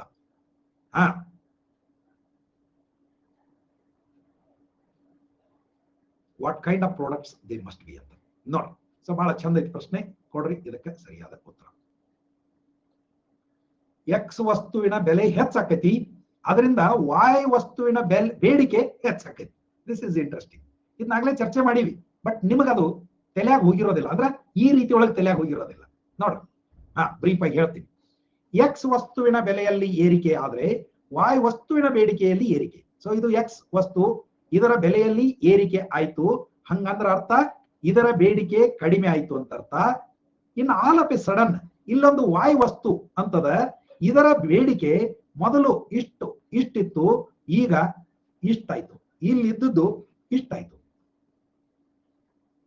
And that is why they are substitutes. ಆಗ್ಲೇ ಹೇಳಿದ್ವಲ್ಲ, ಸಕ್ಕರೆಯ ಬೆಲೆ ಹೆಚ್ಚಾದ್ರೆ ಇಲ್ಲಿ ಬೆಲ್ಲದ ಬೇಡಿಕೆ ಹೆಚ್ಚಾಗ್ತದೆ. ನೋಡ್ರಿ, ಸಕ್ಕರೆಯ ಬೆಲೆ ಹೆಚ್ಚಾದರೆ ಅಫ್ಕೋರ್ಸ್ ಅದರ ಬೇಡಿಕೆ ಕಡಿಮೆ ಆಕೈತಿ ಅನ್ನೋದು ಅಷ್ಟೇ ಅಲ್ಲ, ಬೆಲ್ಲದ ಬೆಲೆ ಅಷ್ಟೈತಿ, ಆದ್ರೂ ಅದರ ಬೇಡಿಕೆ ಹೆಚ್ಚಾಗಿದೆ. ಇಲ್ಲಿ ಬೆಲ್ಲದ ಬೆಲೆ ಇಳಿದಿಲ್ಲ, ಆದರೆ ಸಕ್ಕರೆ ತುಟ್ಟಿ ಆದ್ರಿಂದ ಜನ ಈಗ ಬೆಲ್ಲ ಕೊಡೋದಕ್ಕೆ ಶುರು ಮಾಡಿದ್ರು. That is Y they are substitutes, ಬದಲಿ ವಸ್ತುಗಳು ಅಂತ. ಹಾಗೆ ಸಬ್ಸ್ಟಿಟ್ಯೂಟ್ ಅಂದ್ರೆ ಬಿ ಅಲ್ವಾ, ಪೂರಕ ವಸ್ತು. ಪೂರಕ ವಸ್ತು ಅಂದ್ರೆ ಗೊತ್ತಾ ಯಾರದು? ಮಹೇಶ. ಪೂರಕ ವಸ್ತು ಸಪ್ಲಿಮೆಂಟರಿ ಅಂತಂದ್ರೆ ಹೆಂಗಪ್ಪ, ಪೆನ್ ತಗೊಂಡಿ ಅಂತಂದ್ರೆ ಇಂಕ್ ತಗೋತೀರಿ, ಟೂತ್ ಪೇಸ್ಟ್ ತಗೊಂಡ್ರಿ ಅಂತಂದ್ರ ಬ್ರಷ್ ತಗೋತೀರಿ, ಶರ್ಟ್ ತಂದ್ರಿ ಅಂತಂದ್ರ ಹ್ಯಾಂಗರ್ ತರ್ತೀರಿ. ಅಫ್ಕೋರ್ಸ್ ಸೋಪು ತರ್ತೀರಿ ಬಿಡ್ರಿ, ಶರ್ಟ್ ತಂದ್ರೆ ಹ್ಯಾಂಗರ್ ತರ್ತೀವಿ. ಚಪ್ಪಲ್ ತಂದ್ರ ಅದ್ರ ಜೊತೆ ಒಂದು ಬ್ರಷ್ ಮತ್ತು ಪಾಲಿಶ್ ತರ್ತೀರಿ. ಇವಕ್ಕೆಲ್ಲ ಏನಂತಾರ? ಪೂರಕ ವಸ್ತುಗಳು. ಪೂರಕ ವಸ್ತುಗಳು, ಸರಿನಾ? ಯಾ, ಗೊತ್ತಾಗ್ಲಿಲ್ಲ ಸ್ವಾತಿ? ಗೊತ್ತಾಯ್ತಿಲ್ರಿ? ಹಾ, ನೀವೇ ಬಿ ಹೇಳ್ಬಿಡಿ. ಅದೇ ಪೂರಕ ವಸ್ತುಗಳು ಹೇಳಿದ್ನಲ್ಲ ಮಹೇಶ್, ಗೊತ್ತಾಯ್ತಾ? ಹಾ, right, okay, thank you so much. So ಇದರೊಂದಿಗೆ ಇವತ್ತಿನ ಈ ಪ್ರಶ್ನೆಗಳು ಮುಗಿದು ಮತ್ತೆ ನೀವು ಭೇಟಿಯಾಗೋಣ 5:45 ಮತ್ತೊಂದು ಕ್ಲಾಸ್ನೊಳಗ ಕರೆಂಟ್ ಅಫೇರ್ಸ್ ಕ್ಲಾಸ್ನೊಳಗ ಅಲ್ಲಿ ಭೇಟಿಯಾಗೋಣ. ಓಕೆ? ಹಾ, ಎಸ್. ಹಾ, ಮಾಡೋಣ ಶ್ರುತಿ, ಮಾಡೋಣ, ನೋ ಇಶ್ಯೂ. ಅದಾವ ಸಾಕಷ್ಟು ಅದಾವ. ಯಾರು ಕೈ ಎತ್ತಿದವರು? ಮಹೇಶ್ ಜಿ. ಎಸ್ ಸರ್, ನಮಸ್ತೆ. ನಮಸ್ತೆ ಮಹೇಶ್ ಜಿ, ಹೇಗಿದ್ದೀರಿ? ಸೂಪರ್ ಇದೀನಿ ಸರ್, ನೀವು ಹೇಗಿದ್ದೀರಾ? ಚೆನ್ನಾಗಿದ್ದೀನಪ್ಪ. ಮತ್ತೆ ನೀವೇ ಹೇಳ್ಬೇಕು ನನಗೀಗ. ಸುಧಾರಿಸಿ ಇಲ್ಲೋ ಅಂತ ನೀವೇ ಹೇಳ್ಬೇಕು ಸರ್. ಅಂದ್ರೆ ನೀವು ಅದು ಲೋ ಗ್ರೇಡ್ ಪ್ರಾಡಕ್ಟ್ ಮೆನ್ಷನ್ ಮಾಡಿದ್ರಿ ಸರ್, ಅದು ದರ್ಜೆಯ ವಸ್ತುಗಳು ಅಂತ ಹೇಳಿ. ಅದೊಂದು ಟರ್ಮ್ ಎಕ್ಸ್ಪ್ಲೇನ್ ಮಾಡಿ ಸರ್. ಮತ್ತೆ ನೀವು ಹೇಳಿದ್ರಿ ಸರ್, ಅದು 2000 ರೂಪೀಸ್ ಸೇವಿಂಗ್ ಆದ್ಮೇಲೆ ಅವರು ಬೇರೆ ಪ್ರಾಡಕ್ಟ್ ಪರ್ಚೇಸ್ ಮಾಡ್ತಾ ಇರ್ತಾರೆ ಸರ್. ಇದೇ ಸೇಮ್ ಪ್ರಾಡಕ್ಟ್ ಅಡಿಷನಲ್ ಪರ್ಚೇಸ್ ಮಾಡ್ಬೋದಲ್ಲ ಸರ್? ಅದೇ ಏನ್ ಹೇಳ್ತಾರ ಇಲ್ಲಿ, ಒಂದು ಅದೇ ಕೆಟಗರಿ ಒಳಗೆ ನಾನು ಅದಕ್ಕಾಗಿ ನಿಮ್ಗೆ ರೈಸ್ ಉದಾಹರಣೆ ಕೊಟ್ಟೆ. ಅಂದ್ರೆ ಅವ್ನು ರೈಸ್ ಪೂರ್ತಿ ಬಿಡಂಗಿಲ್ಲ, ಬಟ್ ಕಳಪೆ ರೈಸ್ ಅನ್ನು ಬಿಟ್ಟು ಕ್ವಾಲಿಟಿ ರೈಸ್ ತಗೊಳಕ್ ಹಿಡಿತಾನೆ. ಇಷ್ಟಾಗಿಯೂ ಮತ್ತ ಆತನ ಬಳಿ ಒಂದು ಸಾಧ್ಯತೆ ಏನಿರ್ತೈತಿ ಅಂತಂದ್ರೆ, ಇನ್ನೂ ಇನ್ಕಮ್ ಸರ್ಪ್ಲಸ್ ಆದಾಗ ಒಂದಿಷ್ಟು ಹೊಸ ವಸ್ತುಗಳನ್ನ ತಗೊಳಕ್ ಹಿಡಿತಾನೆ. ಒಟ್ಟೊಳಗ ಆ ವಸ್ತುವಿನೊಳಗೆ ತನ್ನ ತೊಡಗಿಸುವಿಕೆ ಏನಂದ್ರೆ ಹಣ ಖರ್ಚು ಮಾಡೋದನ್ನ ಕಡಿಮೆ ಮಾಡ್ತಾ ಹೋಗ್ತಾನೆ ಅನ್ನುವಂಥದ್ದು. ಹೌದಾ? ನಾನು ನಿಮಗೆ ಬೇಕಾದ್ರೆ ಅದರದ್ದು ಕಂಪ್ಲೀಟ್ ಎಕ್ಸ್ಪ್ಲನೇಷನ್ ಟೆಕ್ಸ್ಟ್ ಕೊಡ್ತೀನಿ ವಿತ್ ಎಕ್ಸಾಂಪಲ್ಸ್, ಸರಿನಾ? ಓಕೆ. ಮತ್ತೆ ಇನ್ನೊಂದು ಸರ್, ನೀವು ಈ ಕಳಪೆ ವಸ್ತುಗಳ ಬೆಲೆ ಕುಸಿದಾಗ ಬೇಡಿಕೆ ಕುಸಿತ ಅಂತ ಹೇಳಿದ್ರಿ ಸರ್ ನೀವು. ಮತ್ತೆ ಸಮಟೈಮ್ಸ್ ಅದ್ರ ಪ್ರೈಸ್ ಹೆಚ್ಚಿಗಾದಂಗ ಬೇಡಿಕೆ ಹೆಚ್ಚಿಗಾಗಬಹುದಲ್ಲ ಸರ್? ಅದು the opposite works. ಹಾಗಾದ್ರೆ ಅದು ಅಂದ್ರೆ ಸರ್, ನೀವು ಹಾಗಾದ್ರೆ ಅದು ವೆಬ್ಲೈನ್ ಕೂಡಾಗತ್ತಲ್ಲ, ಪ್ರೈಸ್ ಹೆಚ್ಚಿಗಾದಂಗ ಪರ್ಚೇಸ್ ಹೆಚ್ಚಿಗಾದ್ರೆ ವೆಬ್ಲೈನ್ ಕೂಡಾಗತ್ತಲ್ಲ sir? Veblen goods they are luxury goods, ಹೌದ್ರಾ? Yes sir, yes sir. So ಅವತ್ರದ್ದು ಬೆಲೆ ಹೆಚ್ಚಾದಂಗ ಅವುಗಳನ್ನ ತಗೋತ ಹೋಗ್ತಾನ ಅವನು. Yes sir. ಇವು ಇನ್ಫೀರಿಯರ್ ಗೂಡ್ಸ್ ಅನ್ನೋದು ಏನದ, ಈತನ ಒಟ್ಟಾರೆ ಹೇಳಿದ್ನಲ್ರಿ, ಈಸ್ ಎ ಲಿಮಿಟೆಡ್ ಬಜೆಟ್ ಮನುಷ್ಯ. ಆ ಲಿಮಿಟೆಡ್ ಬಜೆಟ್ ಅದೊಳಗನ ಅವ ಇದ್ರದೊಂದು ಅತಿ ಕಡಿಮೆ ಆದ್ರೆ ಅದ್ರೊಳಗ ಸುಧಾರಿಸಿದ್ದನ್ನ ತಗೊಳಕ್ ಹಿಡಿತಾನೆ. ಇದ್ರ ಬೇಡಿಕೆ ಕಡಿಮೆ ಆಗ್ತದೆ. ಒಂದ್ ವೇಳೆ ಬೆಲೆ ಹೆಚ್ಚಾತು ಅಂತಂದ್ರೆ ಅವಾಗ ಸಹಜವಾಗಿ ಅವ ಉಳಿದದ್ದು ಲಕ್ಸುರಿ ಬಿಡ್ತಾನೆ ಅಂದ್ರೆ ಅದ್ರೊಳಗೆ ಒಂದು ಲಕ್ಸುರಿ ಮೇಂಟೈನ್ ಮಾಡಿರ್ತಾನ. ಇವು ಅಗದಿ ಬಹಳ ಅದಕ್ಕಾಗಿ ಅದು ಅಂತವ್ರಿಗೆ ಇಂಥವ್ರಿಗೆ ಗೊತ್ತಾಗುವಂತ ವಿಷಯ ಅಲ್ಲ. ಅದಕ್ಕಾಗಿ ಅವ ಗಿಫಂಡ್ ಅಂತ ಒಬ್ಬ ಸಂಶೋಧನೆ ಮಾಡಿದಾಗ ಗೊತ್ತಾಗುವಂಥದ್ದು. ಅಂದ್ರೆ you have to observe a household. For example ನಾನು ನೋಡಿದೀನಿ, ಮತ್ತೆ ನಾನು ಅಂತ ಬದುಕನ್ನ ಕಂಡು ಬದಲಾವಣೆಯಾಗಿರೋದ್ರಿಂದ ಹೇಳ್ತೀನಿ. ಹೆಂಗ್ ಮಾಡಿರ್ತಾರ ಅಂತಂದ್ರೆ ಅಗದಿ ಗುಡದಾಗ ಬದುಕ್ತಿರ್ತಾರ, ಆದ್ರೂ ಅಪರೂಪಕ್ಕ ಒಂದು ಸೆಂಟ್ ಬಾಟಲ್ ಇಟ್ಟಿರ್ತಾರ, ಅಥವಾ ಒಂದು 10 ಬಾಟಲ್ ಇಟ್ಟಿರ್ತಾರ, ಅಥವಾ ಒಂದು ಘಮ ಘಮ ವಾಸನೆ ಬರೋ ಸೋಪ್ ಇಟ್ಟಿರ್ತಾರ. ನೋಡ್ರಿ, ಇವು ಇಂಥವು ಅವ್ರಿಗೆ ಲಕ್ಸುರಿಗಳು. ಅವ್ರಿಗೆ ಏನಾಗ್ಬಿಡ್ತದ ಅಂತಂದ್ರ, ಈಗ ಪ್ರೈಸ್ ಹೆಚ್ಚಾತು, ಗಿಫನ್ ಗೂಡ್ಸ್ ಪ್ರೈಸ್ ಹೆಚ್ಚಾತು ಅಂದ್ರೆ ಅವಾಗ ಏನ್ ಮಾಡ್ತಾರ ಅಂತಂದ್ರ ಈ ಲಕ್ಸುರಿಗಳನ್ನ ಬಿಡ್ತಾರ, ಆ ಉಳಿದಂತ ಹಣವನ್ನೇ ಇದ್ರೊಳಗೆ ಮತ್ತೆ ತೊಡಗಿಸ್ತಾರ. ಸೊ ಹೀಗಾಗಿ ಮತ್ತೆ ಬೇಡಿಕೆ ಅದರದ ಹೆಚ್ಚಾಗುವಂತ ಸಾಧ್ಯತೆ ಇರ್ತದೆ. This is a very complex psychological phenomena ಅಂತ ನಾನು ಹೇಳಬಲ್ಲೆ. ಮತ್ತೆ ಇದು 100%, ಯಾಕಂದ್ರೆ ಪ್ರತಿಯೊಬ್ಬರು ಏನು ಗಿಫನ್ ಗೂಡ್ಸ್ ಅಥವಾ ಗಿಫನ್ ಬಗ್ಗೆ ಅಧ್ಯಯನ ಮಾಡಿ ಹೋಗಿ ಇದನ್ನ ವ್ಯವಹಾರ ಮಾಡ್ತಿರೋದಿಲ್ಲ ಅಥವಾ ಜೀವನ ನಡೆಸ್ತಿರೋದಿಲ್ಲ, ಹೌದಲ್ಲ? So it depends on societies mood ಅಂತ ನಾವು ಹೇಳ್ಬೋದು, ಅಂಡ್ ಇಂಡಿವಿಜುವಲ್ ಥಿಂಕಿಂಗ್. ಎಲ್ಲರೂ ಒಂದೇ ತರ ಮಾಡ್ತಾರಂತನೂ ಅಲ್ಲ. ನಾವು ಎಷ್ಟೋ ಮಂದಿ ನೋಡ್ತೀವಿ ಅಗದಿ ಅಷ್ಟು ಕಷ್ಟ ಇದ್ರು ಸಹಿತ ಅಗದಿ ರಾಯಲ್ ಲೈಫ್, ಲಕ್ಸುರಿ ಲೈಫ್ ನಡೆಸೋರನ್ನ ಇರ್ತಾರೆ. ಕೆಲವರು ಅಗದಿ ಶ್ರೀಮಂತರು ಇದ್ರು ಸಹಿತ ಮನ್ಯಾಗ ಅಗದಿ ಆರ್ಡಿನರಿ ಜೀವನ ನಡೆಸುವಂತವ್ರು ಇರ್ತಾರೆ. So it depends on individual thinking. ಇವು ಎಕನಾಮಿಕ್ಸ್ ಅನ್ನೋದು ಏನದ, basically it deals with human behaviour. And when it comes to human behavior, no one can say, no one can predict a human behavior to the extent of 100%. ಇದು ಕೂಡ ಅದ. Nobody can predict human behavior ಅನ್ನುವಂಥದ್ದನ್ನು ಕೂಡ ನಾವು ಒಪ್ಕೊಳ್ಳುವಂತ ಒಂದು ಸಂಗತಿ ಮಹೇಶ್ ಅವರೇ. ಮತ್ತೆ ಇನ್ನೊಂದು ಸರ್ ಇಲ್ಲಿ ಕ್ಲಾಸ್ ಅಲ್ಲಿ ಇನ್ಫೀರಿಯರ್ ಗೂಡ್ ಅಂದ್ರೆ ಜಾಸ್ತಿ ಜನ ಕನ್ಫ್ಯೂಷನ್ ಇದೆ ಸರ್. ಇನ್ಫೀರಿಯರ್ ಗೂಡ್ ಅಂತ ಅಂದ್ರೆ ಯಾವ ಪ್ರಾಡಕ್ಟ್ ನಾವು ಇನ್ಫೀರಿಯರ್ ಗೂಡ್ ಅನ್ಬೇಕು ಅಂತ ಹೇಳ್ಬಿಟ್ಟು. ಇನ್ಫೀರಿಯರ್ ಗೂಡ್ ಅನ್ನೋದು ಅದೇ ಕಳಪೆ ಅನ್ನೋದಕ್ಕಿಂತಲೂ ಅದನ್ನ ಬಳಸೋ ಪದಾನ ಅತಿ ಸಾಮಾನ್ಯರು ಅಥವಾ ಅತಿ ಬಡವರು ಕೊಳ್ಳುವಂತ ವಸ್ತುಗಳು ಅಂದ್ರೆ ಹೆಚ್ಚು ಚಲೋ ಅದು. ಹೌದ್ರಾ? ಬಟ್ ಅದಕ್ಕೆ ಸಿಂಗಲ್ ವರ್ಡ್ ಸಿಗಂಗಿಲ್ಲ, ಹಿಂಗಾಕೈತಿ. ಸಿಂಗಲ್ ವರ್ಡ್ ಸಿಗಂಗಿಲ್ಲ, ಅದಕ್ಕಾಗಿ ಅದನ್ನ ಒಂದೇ ವರ್ಡ್ ಸಿಂಗಲ್ ವರ್ಡ್ ಕಳಪೆ ಅಂತ ಐತಿ ಅಥವಾ ಇನ್ಫೀರಿಯರ್ ಅಂತ ಐತಿ, ಅದನ್ನ ಬಳಸ್ಕೊತ ಬಂದಾರ. You are right. ಸ್ವಲ್ಪ ಗ್ರಾಸ್ಪಿಂಗ್ ಒಳಗ ಕಿರಿಕಿರಿ ಆಗ್ತದೆ. Okay sir, thank you. Right.